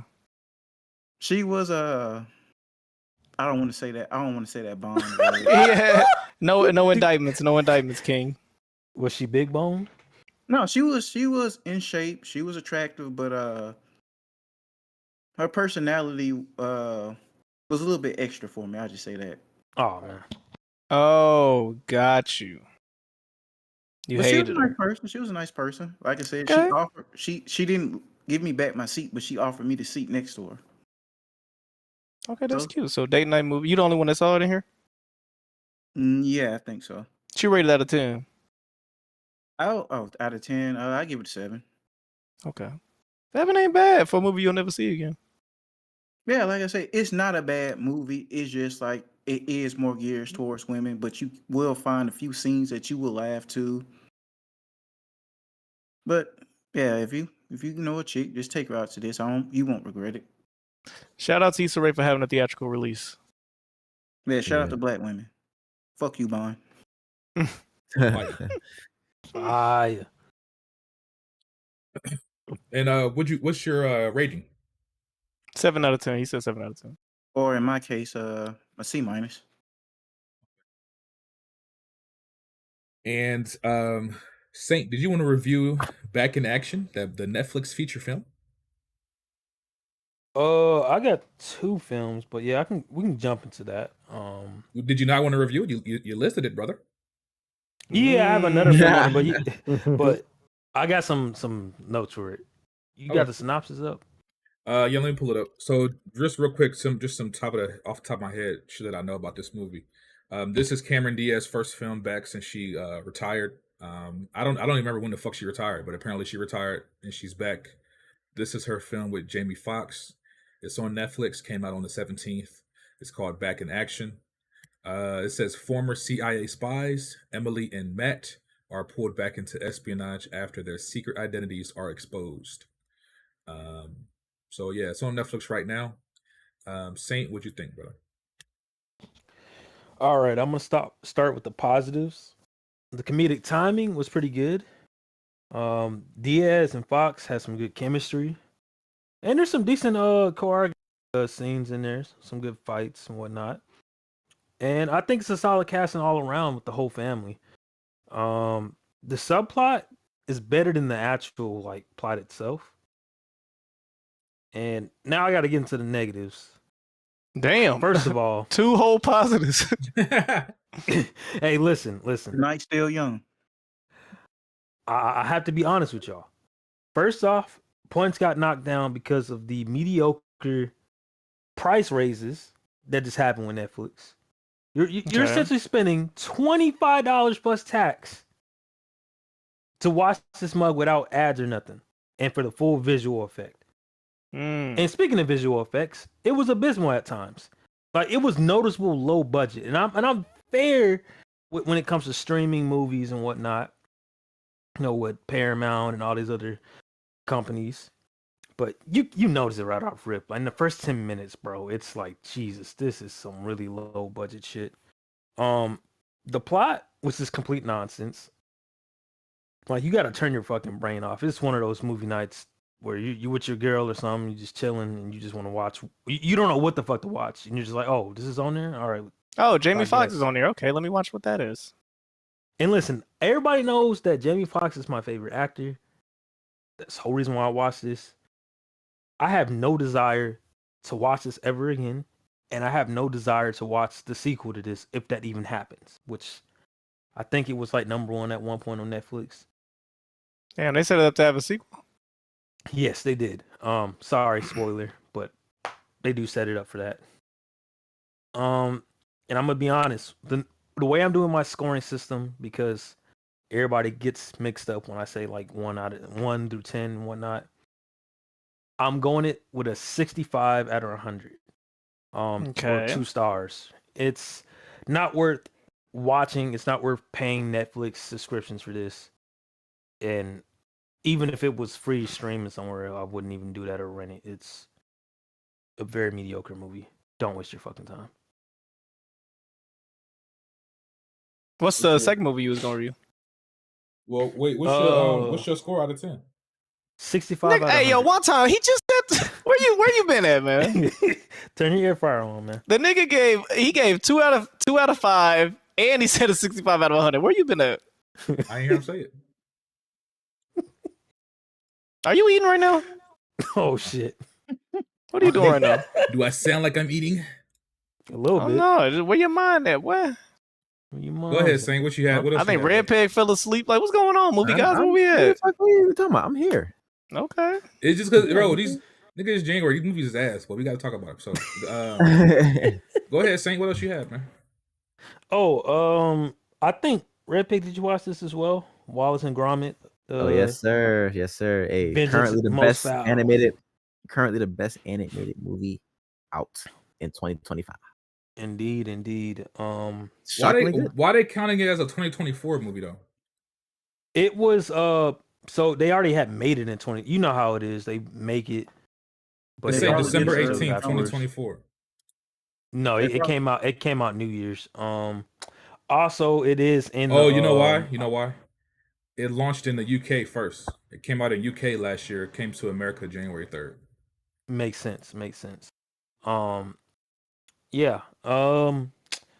Positives. The visuals are great. Animation is on point. It's a perfect runtime. It's not too long. It's not too short. Pause. It has a good balance of nostalgia and keeping true to the characters and to the previous movies. My only negative, which it would have been a perfect film for me, it's a predictable plot. You know exactly what's gonna happen. 10 minutes in, you call it down the middle. Final score, I give it a 90 out of 100, 4 stars, and I definitely will be watching this again. And I'm even considering buying a physical copy if they release that, or a collection with all the films, including this one. So go ahead and watch that movie if you have Netflix already. Yes, sir. Red Pig, what was your thoughts on Wallace and Gromit? Hey, I don't have much to say about it. I ain't really a Wallace and Gromit fan. It's goofy. It's good for kids. Some nice jokes in there. Actually, they have some. Talk about AI in this movie as well. Wallace and Gromit takes on AI, and I think Alex, you should watch it. Are they pro AI or anti AI? Anti AI. Oh well, then Alex is gonna hate it. Yeah, boy. Yeah. Also, man, I watched this on the C4 LG C4. It looks gorgeous. The animation, gorgeous. Yeah. So, hey, Netflix got one with this. They money hadn't some good projects over there right now. That's why the price keep going up. Man, they got fucking Raw and they got shit like this. So, some ways, shit got to get paid for somehow. Out of curiosity, who put you on to the OLED? You. Oh shit! One time. Father figure in this He bitch. good for something, He good for something, you dig? He good for something. Salute. Yeah. All right, man. Who in here saw Den of Thieves too? Me. Not I. Sir. Mafia and Saint. Yes, sir. Saint. I mean, we just heard from Saint. Let's hear from Mafia real quick. Mafia, what did you think about Den of Thieves 2, brother? Oh man, I like the movie, man. So, well, let me set up the movie real quick because I forgot. This is a heist film. Am I correct? Yes, sir. Okay, so this is a sequel to Den of Thieves. Gerard Butler, O'Shea Jackson Jr., aka Little Ice Cube. It says lawman Big Nick O'Brien gets embroiled in the treacherous and unpredictable world of diamond thieves as he pursues career criminal Donnie Wilson to Europe. Go ahead, Mafia. What you thought? So I thought this one was good. I think it went in the right direction. So, okay, like the first one, like you said, it is a heist movie, but the difference is this time is Gerard Butler's character. He's not going after O'Shea's character this time. This time it's more of like, without spoiling, it's more of like a team up this time. Like, hey, let me join in with y'all. Life's shitty. You know what? Let me see how you guys live. While also doing that, there's this whole subplot where something was stolen that shouldn't have been, and now there's this big crime lord involved. So not only do they have to steal the money, but also you got to get this dude his shit back, or he's gonna have them sleeping with the fishes. Another good thing I liked about this movie, they went into further detail on Gerard and O'Shea's characters' backstories. Like can't spoil that, but just know you're gonna get more backstory on those characters. So there is character development. Let's see what else I have written down. Okay, I got this. I won't say it's a negative, but it's more so like a pet peeve. I thought the way they stole the money in this movie was not as clever as how they did it in the first one, but it was still fun. You're still gonna have fun seeing it. It's still interesting. I just thought the first movie did it a little bit better. And like the previous movie, this has good action. Like I said, character development. I love the location it ran in this movie. And overall, I would give this movie a B. Definitely worth going to the movies and taking a see. All right, cool. Saint, what you thought about it? Yeah, man, I couldn't agree more with Mafia here. My positives from the film: the heist was very creative, and I like the planning too. Like, just the whole setup of the heist and everything and whatnot was very clever. There's a lot of comedic scenes, especially with O'Shea and Gerard Butler. They got some good chemistry, man. Even if they don't do a Den of These Three, if they were in another movie, I will watch it because their chemistry was that damn good. It's a noticeable visual upgrade, and you can see the budget is well spent compared to the first film. Um, a lot of the action scenes were tense, especially like the actual heist itself. And I think overall the narrative and like the story was a lot more better and fleshed out compared to the first film, where that one was more of a, I wouldn't say a street heist, but it's very simple or generic compared to like what the usual heist is in every fucking heist movies. Um, Negatives, the pacing is really slow, and there's some scenes that are drawn out that can get cut like 5-10 minutes short. Um, the heist crew is not as interesting as the first one. Um, and it does, even though the action scenes were well thought out and creative, they just felt less action, if that makes sense. Like it didn't have a lot going on compared to the first film where you have shootouts and whatnot. Um, if this was a rental, I would definitely pay for it, and I for sure would buy a movie ticket for this, Dolby, IMAX, and all. And I didn't get a chance to watch it in Dolby just because it's life. I watched in digital and it still sounded good and looked good. I give this movie 3 stars or 80 out of 100. Who's a better actor, Ice Cube or his son? His son. His son, yeah. Oh, that's another thing. He did speaks French throughout the movie and actually had to change his dialect and whatnot. Um, Given the setting of the movie being in France. So it was very impressive seeing him do that. Like it wasn't like that trash ass actor y'all niggas gas up for Craven, where the Russian accent was just a fucking abysmal and a joke. Who hyped him up? A lot of people did. They were saying it was Craven time. Straight ass. Nigga cannot act. So yeah. Shout out to O'Shea Jr. Hey, I got a question for y'all real quick because I need to know about y'all ratings because the math ain't math and I'm trying to figure it out. So you gave it an 80 out of 100, which is 80%, but then you gave it a 3 out of 5, which is 60%. Yeah, I don't know why we've been giving 2 ratings each movie for the past. Okay, so you gotta this break down your rating scale so I understand because I haven't seen. So you can understand. I've been doing it always at 8 out of 10, but that get misinterpreted from people because they don't think the way they're saying. That's why I changed it to 80 out of 100. The 3 stars is for my letterbox per se because you can't do it like that. So that's why I got the 3 stars. You know, 5 star equal 10 out. Like it's the way it's set up, right? No, not exactly. Yeah, that's some films. It's literally 5 1 point. Yeah, but I say 1.5 is like a 4. Like you know what I mean. So a 4 out of 5 would be 4 out of 5 would be 80. A 5 out of 5 is a 10. So that's not how I look at it. 4.5 is a 9. No, this nigga said I understand how math works, but I don't like it like that. Yeah, I'm about to say it's literally math. No. Yeah, okay, I want to hear how you look at it. When I do a hold on, can I get my shit off? Go ahead.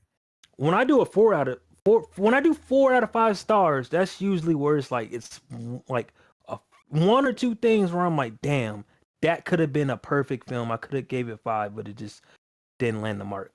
This, I can't say it's a perfect film. It's almost there. It's those little things, like I said, that knocks it off for me. So the stars are like the vibe. It's not like actual number based. You're thinking like, yeah, I think I would put 4 golden stars next to this film. Okay. Exactly. That's why I usually do the 80 out of 100. Got you. You know, that's just how I scale. I mean, I kind of get what you're saying because it's like it's an aesthetic. Like, what emotion would you get if you saw 2 out of 5? If you see 3 out of 5, it's okay, that's worth the watch. 4 out of 5 is like, okay, this might be good. Exactly. I see what you're saying. I mean, your math's still wrong, but I do understand. Yeah, no, I wasn't doing the math. I see what y'all talking about, but I was not doing the math when it came to the stars. Those are strictly for like Letterboxd and just whatever people just do the stars. You're not understanding. Never mind. I'm talking to a wall. Alex knows what I mean, but yeah I know. I get it now that you broke it down. I was just like, damn, the math ain't math. I mean, it's like for him, it's the difference. You know it's like if you rating an album and somebody tells you to say the difference between cool and mid. Now you have to talk about like, well, what does mid mean for you? You know what I mean? That's what he looking at the stars like. What emotion does it evoke when I see the stars on it? Exactly. You know, how I be doing it is, you know, some reviewers will give it like, if you watch a Chris Stuckman, he'll be like, I'll give it a C+ or something. You know what I mean? And then somebody else might have an 8 out of 10. In my brain, I'm like, all right, if you gave the movie a C, but you thought it was terrible, 7 out of 10 sounds way different than a C. But if you're doing grades, a 70 is a C. 7 out of 10 sounds good. A C is barely passing. The review scale, that's why I just need to understand it.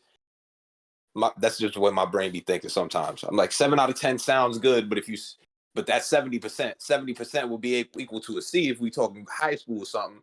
And if you said I give be like, I don't know. That's why I stopped doing the 7 out of 10 10s and whatnot, because people would misinterpret what I meant by it. So I'm like, let me just be upfront with it.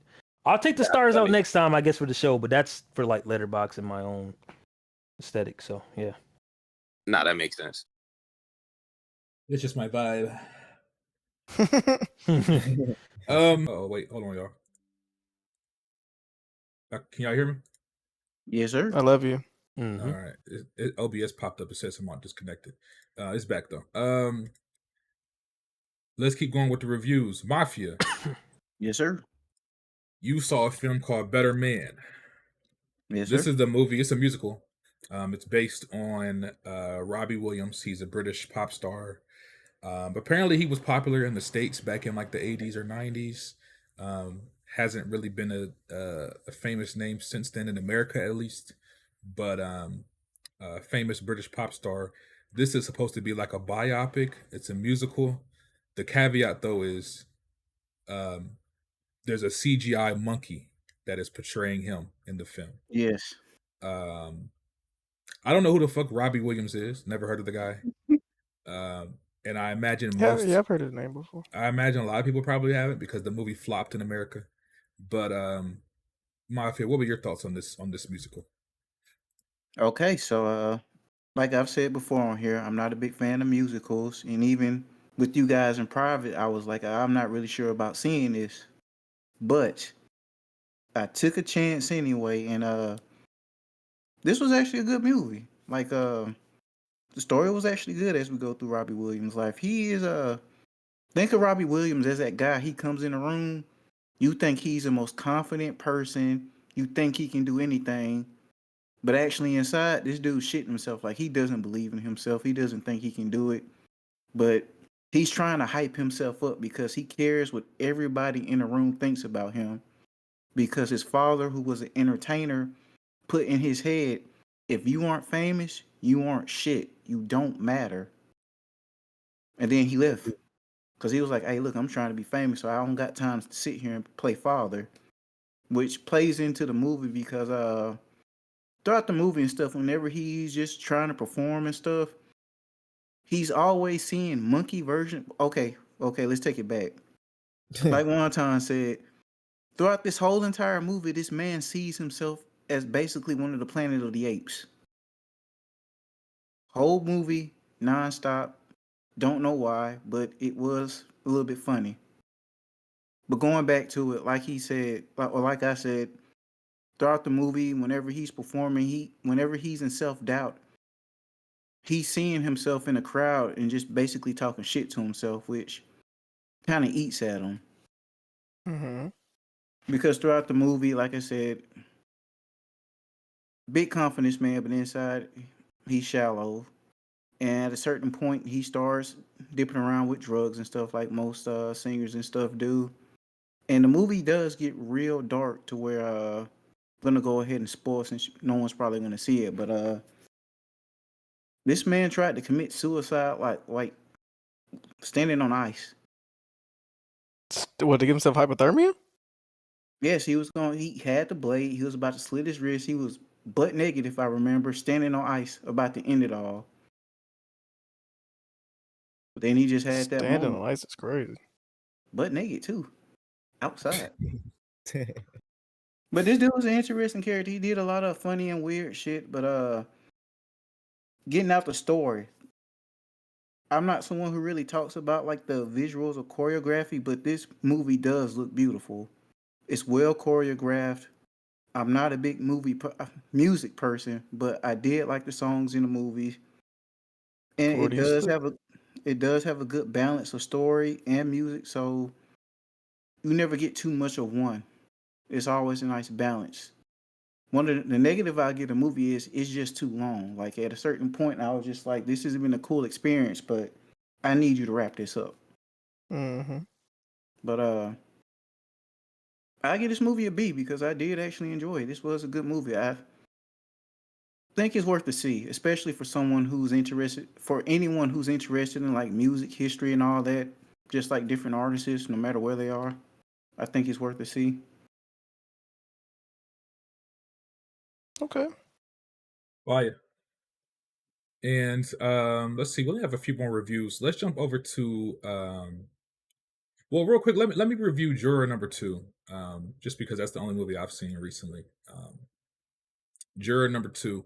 This is the movie directed by Clint Eastwood. It stars Nicholas Hoult.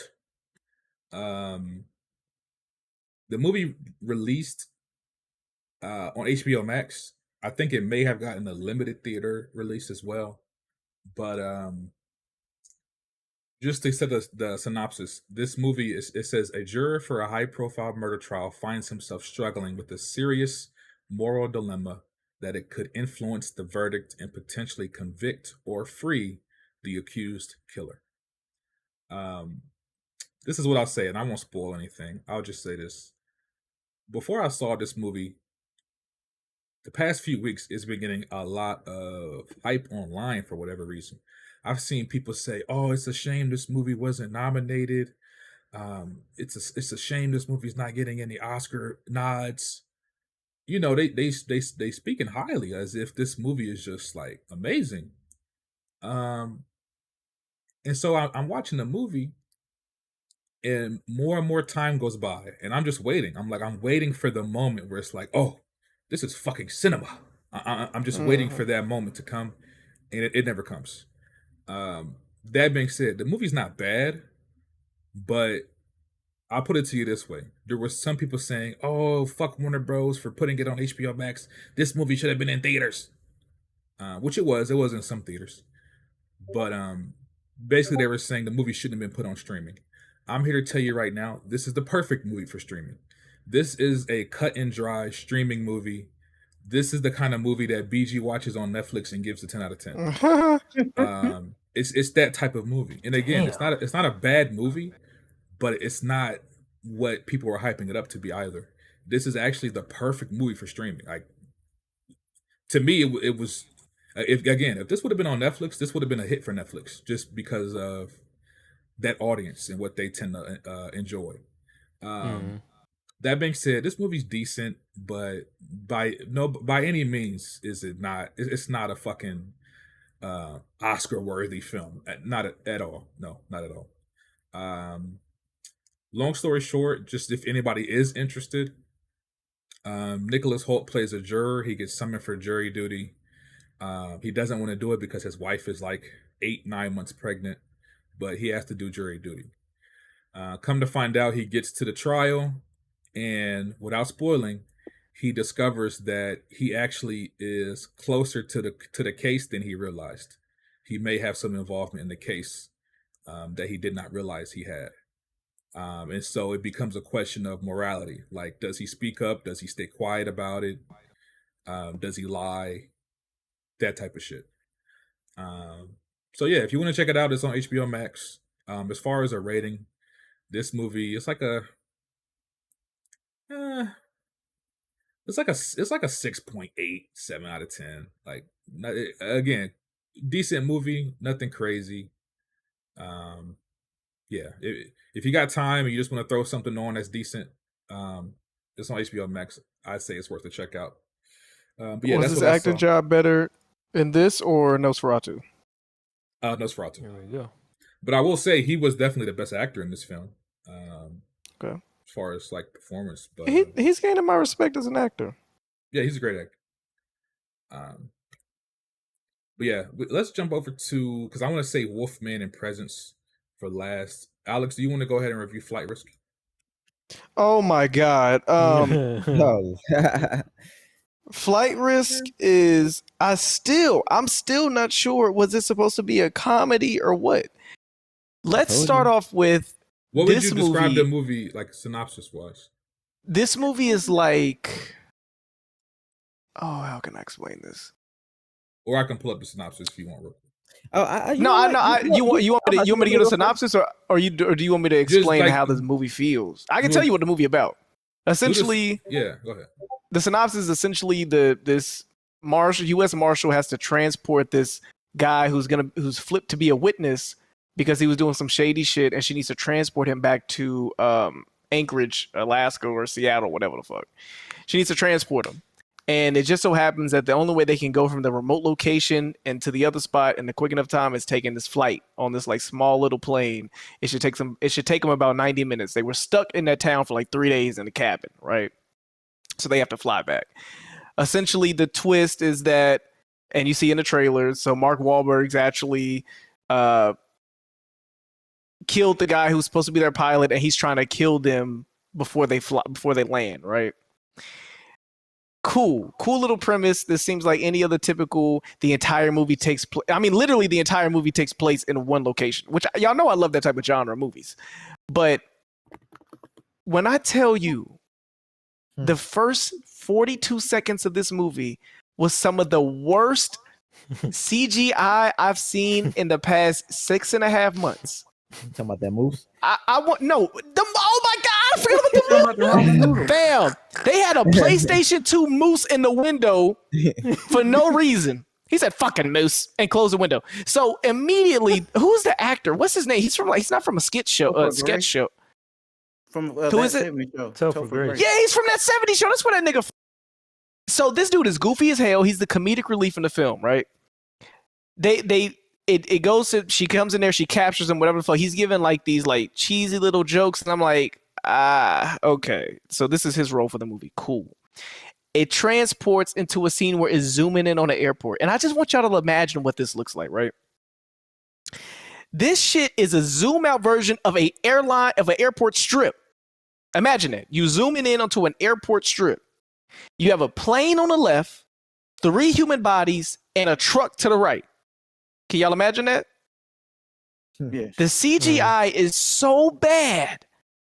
It literally looks like a 2D overlay. The people were as tall as the plane and the trucks. Do y'all get what I'm saying? They literally CGI'd a plane, humans, and trucks next to each other. They didn't exist next to each other. And they didn't even get the scaling right. These humans are as plane. Do y'all understand what I'm saying right now? I'm like, I literally in my row by myself, like, are you fucking serious? Like, this is worse than, what was that movie? The black slapstick movie that we thought was the Wayans Brothers movie? Remember in the Blackening in the first minute, and that red Jeep was flying up that road and it looked like a Lego? Y'all remember that? Remember I talked about that? This is that level of CGI where I was like, you gotta be fucking kidding me. You can literally see the outline of their characters walking on top of the background. The craziest shit. At that moment I went, oh God. I was like, oh God, this is about to be bad. This is about to be worse than I thought it was. They get into the airplane. Even the lighting the baking of the lighting, it's like, oh, so they pulled a fast one. The entire budget for this movie is a static plane that is in a green or a blue screen room. That's what this is. The entire movie is a plane where they got some hydraulics on the bottom of it. We go bump and grind to give it a little shaky shake, and that's it. That's the entire budget of this movie. And Mark Wahlberg's hairpiece to make him look bald. So from a production level, I was already like, this movie is the left and the right cheek. You feel me? Now, the anus was the acting. The anus was the acting, bro. We got the comedic relief, dude. Cool, do your job. You got to give the people something to chuckle at. Mark Wahlberg's character and the direction of how they wanted him to be comedic, and like he tried to marry that with this sadistic killer. I'll give an example. He say his jokes are like very, very raunchy and like tongue in cheek, where it's like, why don't you come back here and suck my balls? It's like, do you want to be the husband or the wife? Right, you want to be the husband or wife? And then he was like, yeah, you're gonna have to look over your back every day in jail. He was like, oh, I was doing that anyway. You get it? I was looking over my back in jail. You get it? It's like, okay, you was getting fucked. It's like, who wrote this shit? Who wrote this shit? And then on top of that, they tried to pair that with, oh, by the way, the man that's in that airplane with you, there was a person that his teeth was all pulled out and his eyelids were ripped out and he didn't have a tongue. And then the camera goes to Mark Wahlberg with a ball piece looking at him, just staring with his mouth open. Like nigga, are you the clown from It or are you a fucking SNL skit? Like, I was like, what the fuck is going on? I don't know what the direction was supposed to be for Mark Wahlberg's character. He went from a country accent in the middle of fucking bumfuck Texas to y'all need a pilot, which is still the funniest trailer I've ever seen in my life.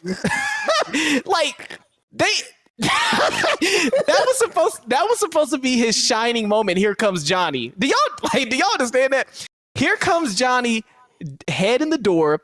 Mark Wahlberg said, y'all need a pilot. Nigga,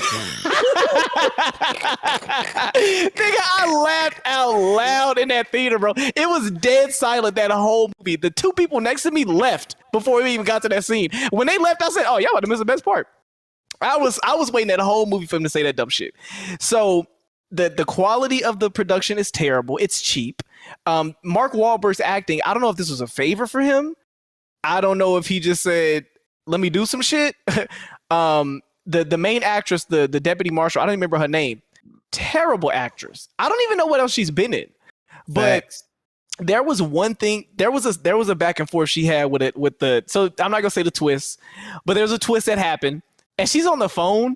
And when I tell you that she had the acting prowess of a white mom in the Kroger parking lot who found out her husband cheated on her, she's like, no, you fucking bitch. I know it was you.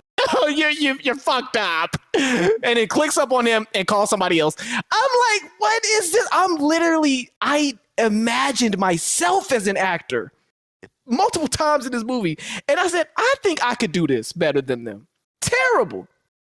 Absolutely terrible. So you got terrible fight scenes. She locked this nigga up. Keep in mind, this is a sadistic serial killer who is doing this for free. At one point in the movie, the dude said, hey, yo, I'll give you $1 million in crypto. He said, motherfucker, I look like I use crypto. I cracked up when he said that. That was funny. He said, bitch, I use crypto. He said, well, $1 million, what matter? He said, nigga, I'm doing this for free. We about to have fun. I'm about to kill y'all and torture y'all. Right. And do that.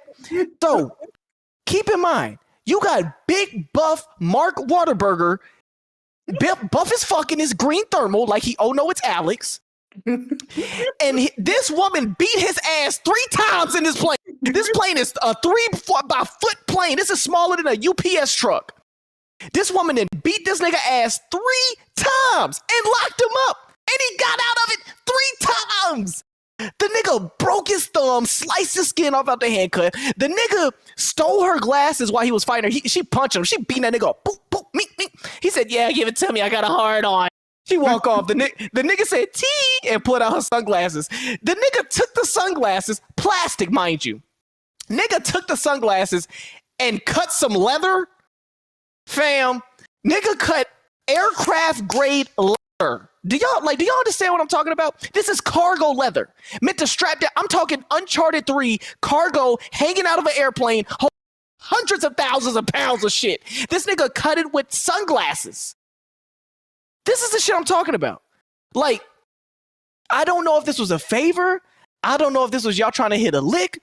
I don't know if they was like, we got a $10 million budget. It's gonna cost $100,000 to rent a plane and maybe $80,000 for camera work.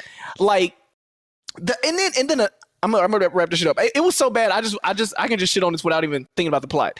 She starts flirting with the nigga that's helping her land the plane. The most forced love interaction I have seen probably since fucking Toy Story. I don't know, with Bo Peep. Like, the nigga, she was like, I don't know how to fly this plane. He's like, all right, well, how about I take you to dinner after this? And she's like, sure, whatever. They're flirting. Bitch, you just got choked out for 10 seconds. You just shot a nigga 3 seconds ago. You just shot a flare gun in a plane. You just saw your man next to you get stabbed twice, and it immediately called the nigga, and you're flirting about who's gonna pay for what drinks. This was the most lifetime TLC movie I've seen in a very long time. And Red Pig, and I want you to give your takes. Please tell me you did not fall asleep when they had this Arabian Nights nigga, and it wasn't me. This you talk about the end. This fam, he came at the end. So it wasn't even that. She didn't know what she looked like. It wasn't even that. He pulled up. They make eye contact. She's like, okay, he a baddie. The nigga did a freeze frame, jump in the air, hoorah, jump. And fam, he got out the car and went, yeah, and like punched the air, freeze frame jump.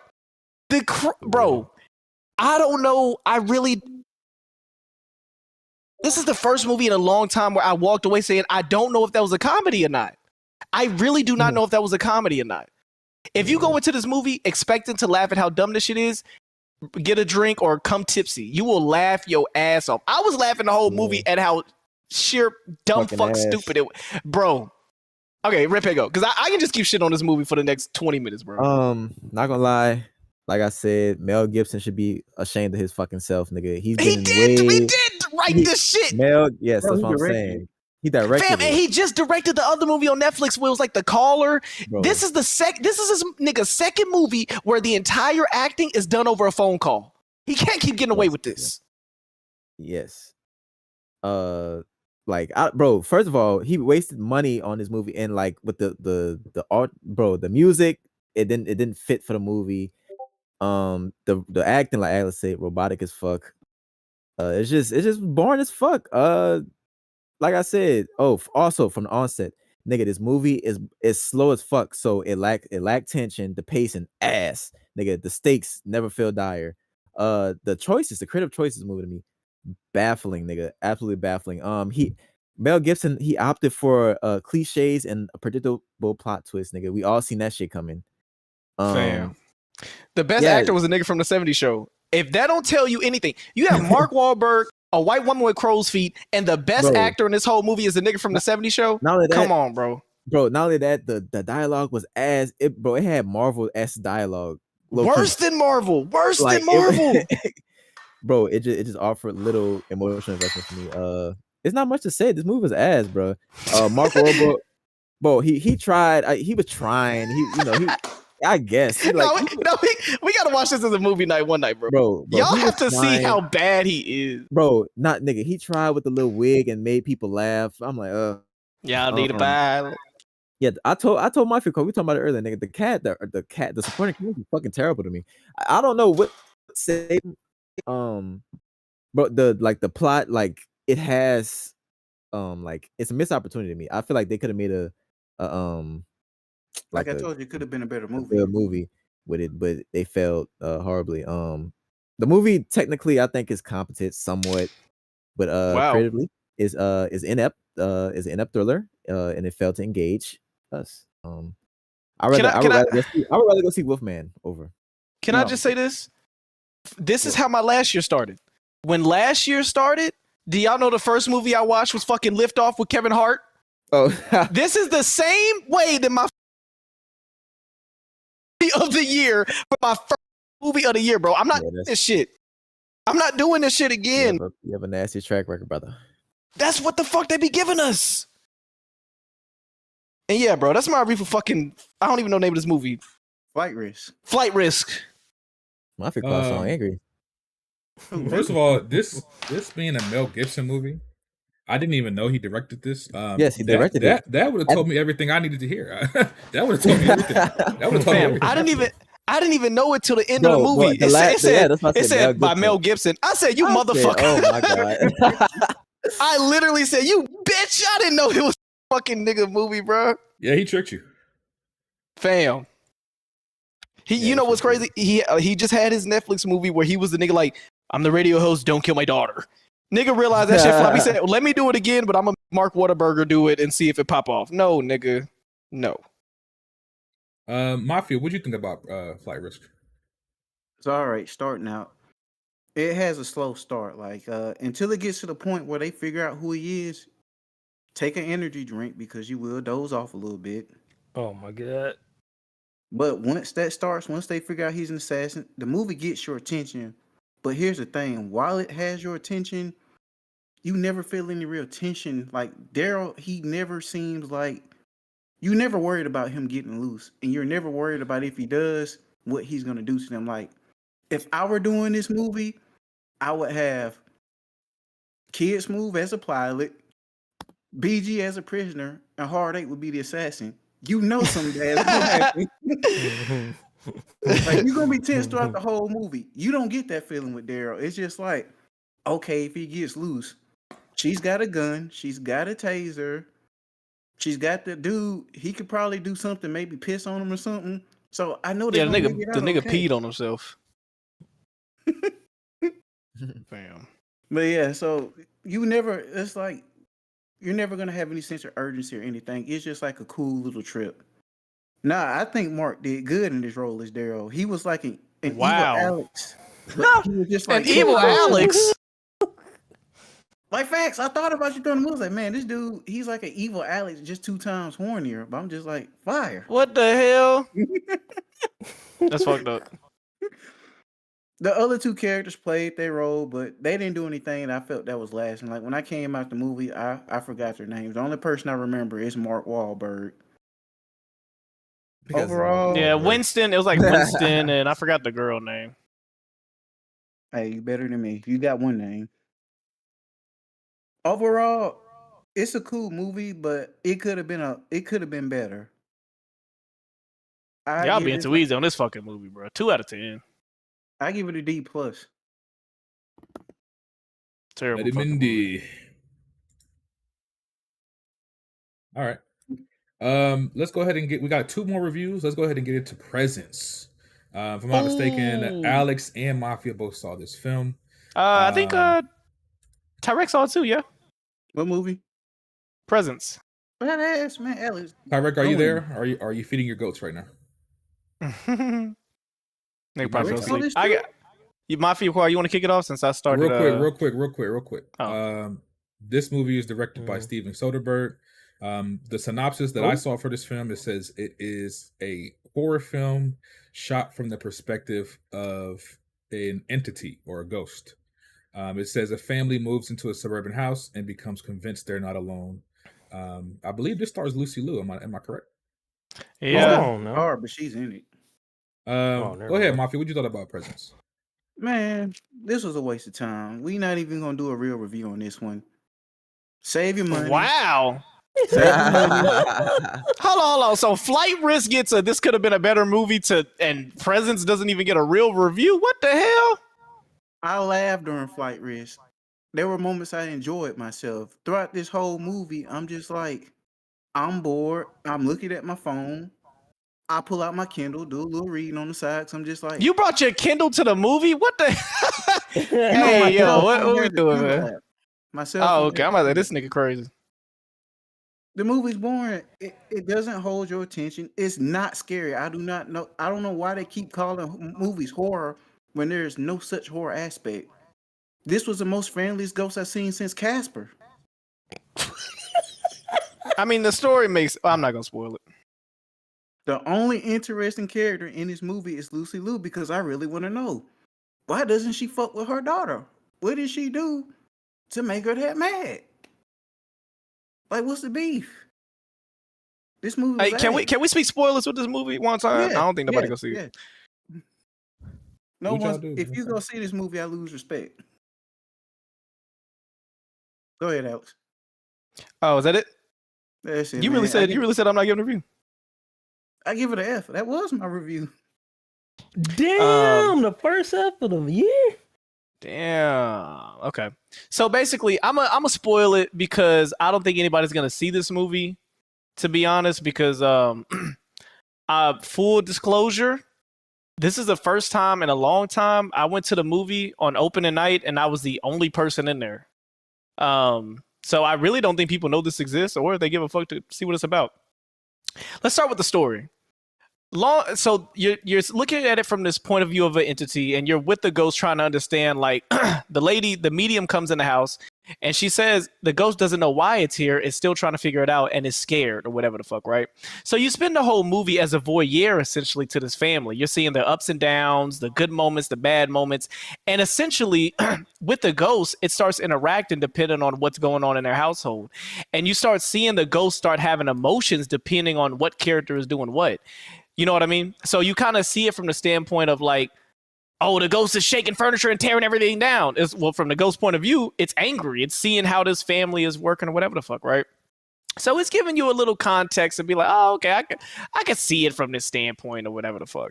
So that's the story. You're watching a ghost tackle with the fact that it doesn't know what it is, but it knows that it has an emotion to what it's seeing. The characters you hate every person in this family except for the daughter and except for the dad. Well, I guess there's only 4 people in the family.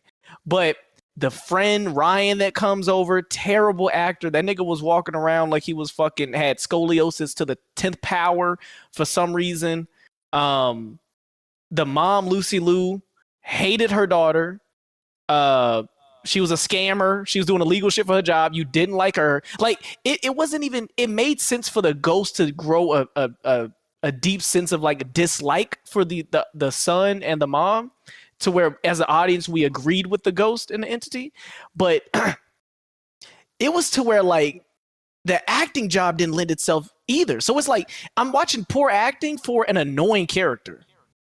So it didn't do what it was supposed. It did what it was supposed to do, but it kind of made it annoying to watch. Like every time Lucy Liu or the son talked, I was like, "Shut the fuck up!" Like your delivery isn't even interesting to listen to. And it just felt very obnoxious. Basically the daughter is struggling with losing 2 friends, and she feels like this entity or ghost in the house is her friend Nadia, and so the ghost basically does shit to where the family has to realize there's something in this fucking house. Yada yada yada. Fast forward, the medium says the ghost is here because something has happened or it will happen. And the ghost doesn't have a sense of time. So it doesn't know if it's in the future, in the past, or current. It just knows that when it's aware for the time being. So it does time skips. You see the girl grow into her femininity. She having sex, or she's drinking, or she's struggling with this. The mom is struggling. The marriage is falling apart. The son has this great potential to be a athlete, and he's a asshole to it's just the typical family dynamic shit. So I understand why Mafia Quad was bored, because I just felt like I'm watching a traumatic family hate each other. But the twist, and spoiler alert, I guess, for the next 45 seconds, the twist is that the friend that the girl started fucking on, who was also friends with her brother, he actually killed her 2 friends. He poisoned them. Like, he was drugging people. That was annoying. That was weird as fuck, too. This thing was drugging people the whole movie. He would come over the house and routinely drug people every time he got him a cup of orange juice. I'm like, okay, so this nigga crazy. He basically killed her other 2 friends. And then the ghost alarms her brother downstairs, who was drugged, so that he could have her alone. And the brother runs upstairs and, "Get off of my sister!" Tackles him, and they both fall out of a 2nd-story window and die. The twist is that the ghost was her brother. The entire time, you see the ghost have like an affinity for the sister. When she's having sex, the ghost turns and looks at the clothes, which I thought was interesting. I was like, okay, so the ghost is aware that sex is going on and it's uncomfortable. Okay. There were times where the ghost defended her. He would close the door so some people wouldn't interact with her. He would clean up her room. He would, her brother annoyed her, so he trashed the room. So the twist was that once you get to the final end of the movie and you realize the brother was the ghost, now all the actions for the ghost make sense because the brother is in remorse. The brother wants to protect. He realizes at that point, he realizes, fuck, I'm watching myself be an asshole to my family and basically destroy my relationship with my sister. So I say all that to say, the way I described it a few days ago, this movie is like a donut ice cream sandwich. The idea sounds great. A donut ice cream sandwich? Wow. And then when you bite it and you realize the donut is hard as fuck, it's just regular vanilla bean ice cream, and it really wasn't that good. So the idea is cool. You see a picture of it and you think that the concept is cool. Execution was very mediocre. The dad was the best part of this movie because I actually believed his acting. That nigga looked like he was sick of his wife. He looked like he was really trying to save the relationship between his daughter and his son. He did what he was supposed to do. But yeah, this movie was just and I know Jack gonna roast me or do his little joke, whatever. I'm telling you, more than ever, we are receiving movies and theatrical releases that need to go to streaming. There are some movies that feel lukewarm and they don't have the impact because it's not as grandeur. It doesn't deserve a big screen. It doesn't deserve the seat shaking. It's not that big. So it's movies like this where if I would have watched at home streaming, oh, okay, yeah, okay, cool. That was a cool movie. I might recommend that to somebody. But for me to leave my house and pay $13 to see this, no, it didn't hit like it was supposed to. So we need to, the same way that we give games like, oh, Game Pass fodder, or this is just a stat padding game. That's what these are, stat padding movies. Like, these are just movies just to put to our watch list at this point when it comes to theatrical releases. But yeah, don't waste your time with this movie unless you want to see how the continuous shots in certain points, I guess. But yeah, this will not fare well in the box office or probably review wise. I haven't checked the reviews, but Salute. Audience reviews aren't good, but critics gave it like around about a 70. Damn. Maybe because they just thought Lucy Liu looked cute in that pantsuit. But oh my. Oh yeah. Now I'm interested. Oh my god. That's some good. Now Lucy Liu gonna piss you off. That's some good white rice right there. Hajime Mashite, what is you what? Last but not least. Let's go ahead and review Wolfman. Wolfman. Wolfman. What's man? Somebody tag Taarec, man. That nigga always be falling asleep, always be eating on the pod. Somebody tag this nigga. Wait, we definitely died. What do you mean? I'm right here. Look. That's how you sound too. Let me go ahead and set up the movie right quick. So this movie is directed by Lee Winnell, or Winnell, I'm not sure how you pronounce it. Fun fact, Ryan Gosling is listed as a producer for this film. I'm not sure why. Wow.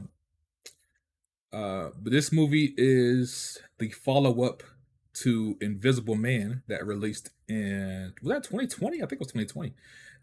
With the house. Yeah, so Invisible Man actually was fire.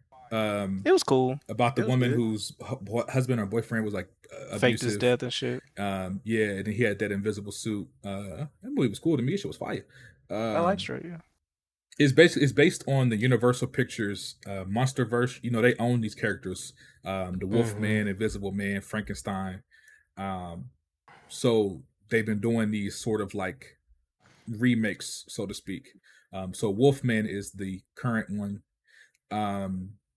It says Blake and his family are attacked by an unseen animal and in a desperate escape barricade themselves inside a farmhouse as the creature prowls the perimeter. As the night stretches on, however, Blake begins to behave strangely, transforming into something unrecognizable. So obviously the dad in this movie becomes a werewolf. One of the things to note about this movie, I've seen some people complain because they said, and I haven't seen it, but those who have seen it can let me know. People have been saying that he doesn't really look like a werewolf. He just kind of looks like a fucking mangy dog. From what I read, they said it's because they wanted to treat this as a disease. And so that's kind of what they were going for, is to make him look like he has a disease and it's like a sickness. But anyway, he's a werewolf. Red Pig, can we get your thoughts on Wolfman? Not much to say about this one. This movie is not very good. Another January blunder. Yeah. yeah, this movie suffers from an excruciating slow pace, nigga, with many scenes to me feeling unnecessary, and it dragged on without really contributing to the overall narrative. Nigga, by the time the end came, nigga, it felt like anything meaningful like paid off. And it left me, and I'm telling you, the rest of the audience, it felt like we were left with little resolution or like any emotional You took a impact. poll at the end. You asked everybody how they feel. Nigga, yeah, bro. I looked at my friends and said this shit was ass, and the niggas the row below started laughing. Like this shit was ass, bro. This movie, it didn't need to be made, bro. The CGI ass to me. The costume design not very good. The acting, like bro, nothing really happens in this movie. I mean, you see him transform, but that shit, bro. I wish Taarec was here because Taarec thought the shit was a good movie. Honestly, I don't know if y'all seen Werewolf starring Frank Grillo. A much better movie than this. This movie is Wait, you ass. said you enjoyed that movie? I say it's better than this. Oh Jesus! It's better than this, nigga. This movie is ass, bro. Like the lore, the shit that Did he makes kill it, his bro. family? The plot twist was predictable as fuck. What was the plot twist? That she knew, she planned it. This was on purpose. No, the plot. Well, spoiler alert. Spoiler alert, nigga. The plot twist is the werewolf that infected him is his daddy. Oh my god! Next topic. Exactly, nigga. Exactly. Nigga. Also, yeah. I don't. Yeah. This movie is ass. Also, the cast is like contains only like 5 people. So I don't know how much this movie cost to make, but it clearly didn't cost very much. Well, that You know, you had random guy, dad, other dad, mom, daughter, and that's it. So yeah, not a very good movie. Wasn't happy with this one. Was Silver Surfer any good? This nigga. No, The actress. She was made. She was below mid. Cool. I'm gonna push out that narrative, bro. She mid. Yeah. Who else saw this? Taarec. Oh, Saint. No, oh yeah, you know Mafia Claw seen it. Yeah, Mafia. What you thought about it? I'm pretty close to Red Peg on this one. I thought it was a little bit better, but still, I'm mostly in line with Red Peg. So this story is not a horror. It's more so a tragedy about making the most time that you have with your loved ones. Because during the movie, the main character, when he was young, he really didn't have a strong relationship with his dad. And when he got older, he kind of left and never came back. He was just like, yeah, once I left, I haven't talked to my dad in like 6 years or something. So the movie doesn't really go into it, but apparently, I guess his dad just disappears, and after some time, they're like, "Yeah, we're just gonna say he's dead now." So he was like, "You know what? Let's go back to my hometown. I want to make a good memory with you, that with his wife and his daughter, because he's just like, I don't want to have the same relationship with y'all that I had with my father. I want it to be much better." To which the story starts where they go into town. This guy doesn't even remember where his own house is. So yeah, someone he knew from when he was a kid tries to show him the way, and that's where we get the whole werewolf scene where his dad comes basically, and I guess we already spoiled him, just infects him, and the movie goes on from there. So it had potential, but it never lives up to it. The only really good thing I can say about this movie, there were certain scenes where they did have good tension, but that is about it. Let me guess. One of the scenes is when they was in the car. No, that was predictable now.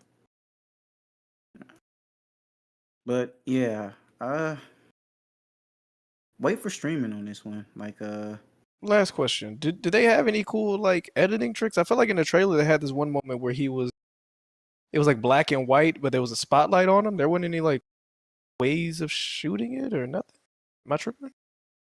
Where he was like laying on the floor and it looked like a spotlight was on him and everything else darkened around him. Was okay, that so while he's sick, it's kind of like, so while he's changing into a werewolf, his senses change. Like when he first started changing, there was a loud, like a huge, like crash in the house constantly. And as he goes upstairs and goes into his old closet, there is a huge spider, and now his hearing has changed. his sight has started to change. When he looks at his wife and daughter, they're a different color. Their eyes are glowing. They're different. He sees the world in a different color now. So it's just kind of trying to show, like, they're trying to show the transformation from his perspective. Yeah. But I mean, do you feel like they tried to at least make that entertaining to watch, or was it just kind of like, okay, they tried? I mean, it was interesting to see, but it didn't save Well, the not movie, in my crazy. opinion. Yeah. Wait for streaming and come on, Taarec, because I want to hear what you liked about the movie. Because I give this I don't think I think Taarec fell asleep, bro. oh shit. Did. I give this movie a D. Damn, F's and D's all night. Well, you have something. You have something. That's what I like. Yeah, the Kiki Palmer says they got to see. What the fuck is Taarec, man? This is why he's fired. Never fucking reliable. The guy is making fucking goat curry in the middle of the podcast. I might as well call fucking Larry to the stand. What's going on? Uh-oh. Don't get him started. Yeah, Taarec's getting docked, and we're going to have a serious conversation about his future with the podcast. Fire. Well, since Taarec's not here, just to be clear, nobody else saw Wolfman? No, sir. All right, bet. Well, that wraps up the show. Real quick. We got one last quick one. What? Damn, one time. So I saw Baby Girl. I would think that was after the last podcast, but that was like on the 31st of the last day of the year. Okay. So I'm just gonna make this real quick. If you're not a woman, don't go see this. Unless you know Nosferatu's fan who like the sex scene. There is one scene where she's actually getting fingered. From what I've heard, that actually happened. She got fingered. Oh, the nigga actually. You talking about behind the scenes? Yeah, while they were filming the scene, she said she actually got fingered because she was. I think at one point she said, "Okay, I've had too many orgasms now. I got to stop." But yes, is she married? She is married. Yeah, I'll call her. Hell no. Hell no. Maybe she meant like because she had to act like she had an orgasm. Maybe that's what she meant. No, I think so. I could be wrong. I could be wrong because she has a husband. I don't know if her husband would have been okay with her getting. Yeah, ain't no way in hell I'm fingered. Like that's not even something you really have to do. Hey, look. I just read something. I don't know if this is true. Don't hold me to it. But from what I had read, like in passing, she admitted she actually did get fingered. Cause like I said, she said, I've orgasmed too much. I need to take a break. There's no way that's got to be a lie just to make. That's got to be a lie to make people to go watch the movie. I already bought my ticket right now, nigga. There is no way a husband. Well, some niggas are cucks, but why? Even if that was true, why would you want to say that? And people look at your husband like, nigga, your wife getting fingered on set. Depending on how much money she bringing home, hey, look, it's not a dick, so hey, it is what it is. But yeah, it's just a basic movie. Old white lady with power. She gets a young intern. He shows interest in her. They start having a fling. It goes on for a while, but then at one point she starts getting jealous of him being with other women. So she's like, you got to cut that shit out. To the point where she tells one of her workers that's involved with him, hey, look, if you don't stop this could hurt your career, if you know what I'm saying. So bag off of him. And then there's a funny fight scene between her and her husband, between the boy and her husband at the end, to where it's like, yeah, I probably should have been more attentive to my wife. I can't believe I've never made an orgasm before and you did. And it's just like, yo, I thought you were a good kid, man, but you're sleeping with my wife. And he's like, you know what, man, I'm sorry about it. And he's just like, I'm going to go ahead and get out of here. Sorry for the trouble I caused. Great review. Yeah. Yes, sir. All right. End of the show. Next week, I'm seeing a film called Companion. It stars Jack Quaid, aka Huey from The Boys, along with what's her name? Sophie Thatcher. She was in Heretic most recently. Supposed to be like a thriller type movie, so I'm gonna check that out. Wait, is that the one with the sex doll? I don't know no sex doll. You talking about the one that's coming out next week? Yeah, that's the one with the sex doll, right? Yeah, I think it is a sex doll or something like that. that. Okay, cool. Oh, is that what it is? I thought she was a human being.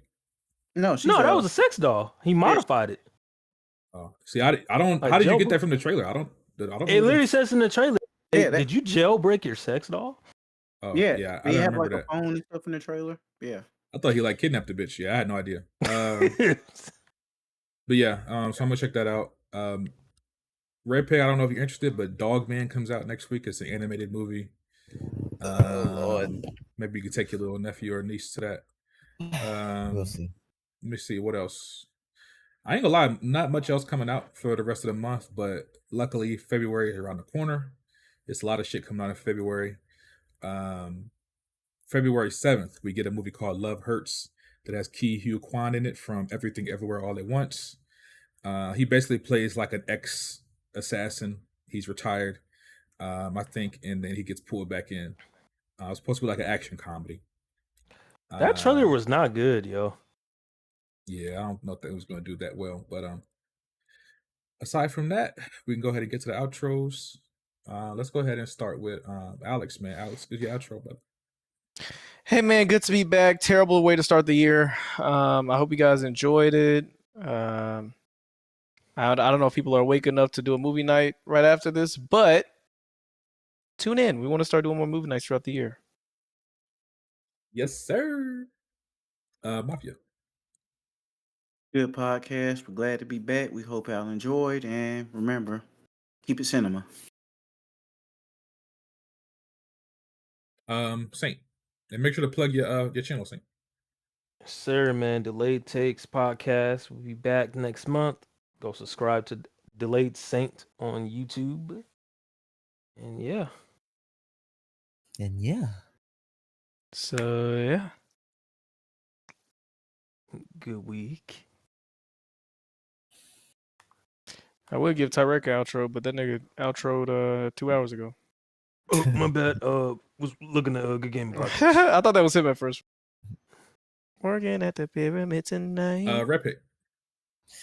Hey man, we do this for y'all because I went seen Flight Risk for the podcast, nigga. I also went to see Wolfman for the podcast. Nigga. I didn't want to see anything this month, but you know, we watch movies so y'all don't have to. So, yeah, this movie got podcast. That's what we try to do. You know, Monty don't really stand by because he don't really fuck with our viewers, for real.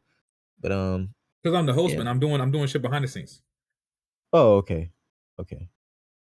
Okay, guys. I just want to intervention. So it is true. She was actually fingered during the movie. And she said that a man tripped on the stairs while she was being fingered. So there was someone like in the movie area who saw it and he tripped while watching her get fingered. So this was real. Ew. I wish they would have cast me. Facts. You wanted to get fingered? Been me, not him. Yeah, this is fucking crazy. Her husband got to be a cook. Hey, it depends on how big that chick is, man. Damn, fingering 50. BT, are you there, bro? What's the time mark? That nigga fell asleep Yeah, a I'm minute here. ago. I'm here. What the hell? Yeah, I'm here. Hey, Fingering BT, Nicole appreciate you Kidman is coming crazy. through, brother. I would hate the pussy personally, but that's just me. Yes, sir. BT, let's get the outro from you, bro. Yeah, great to be back. The resident horror guy, the only horror guy. Don't listen to anybody else in the chat who may say otherwise. Speaking of horror, there's been a lot of bad movies in today's episode that y'all outlined. I'll give 2 more terrible movies. If you come across these, stay far, far, far away. 2 2024 slashers, Departing Seniors and Time Cut. Absolutely terrible. I'm sure some of y'all seen Time Cut. That went to Netflix, but Departing Seniors, I know y'all ain't seen. Terrible, terrible, terrible, horrible movies. Listen, seems to be a great 2025. A lot of movies I'm excited for, especially in the horror genre. I don't think it'll be able to top 2024. Gonna be watching The Damned tonight. My first horror movie of 2025. We'll see how it goes. Until then, see y'all boys next time. Yes, sir. And last but not least, Taarec. Come on, Saint. That's your cue. That's your cue, Saint. Fucking retarded. This guy's definitely got some shit up his ass. Yes, fuck you, fucking retarded. Fucking definitely fucking Marvel. Fucking. Watching the best. Definitely got some shit up his ass, sir. Hey man, salute. That's it for the pod. If you stay here, go check out my boy Blaze 4K. He's finna go live in 30 minutes with After Hours. Check out Blaze 4K. Time to ruin that show. Ghetto Cast. Let's get it. Salute. We will see y'all next week. Until then, deuces. And I'm gone.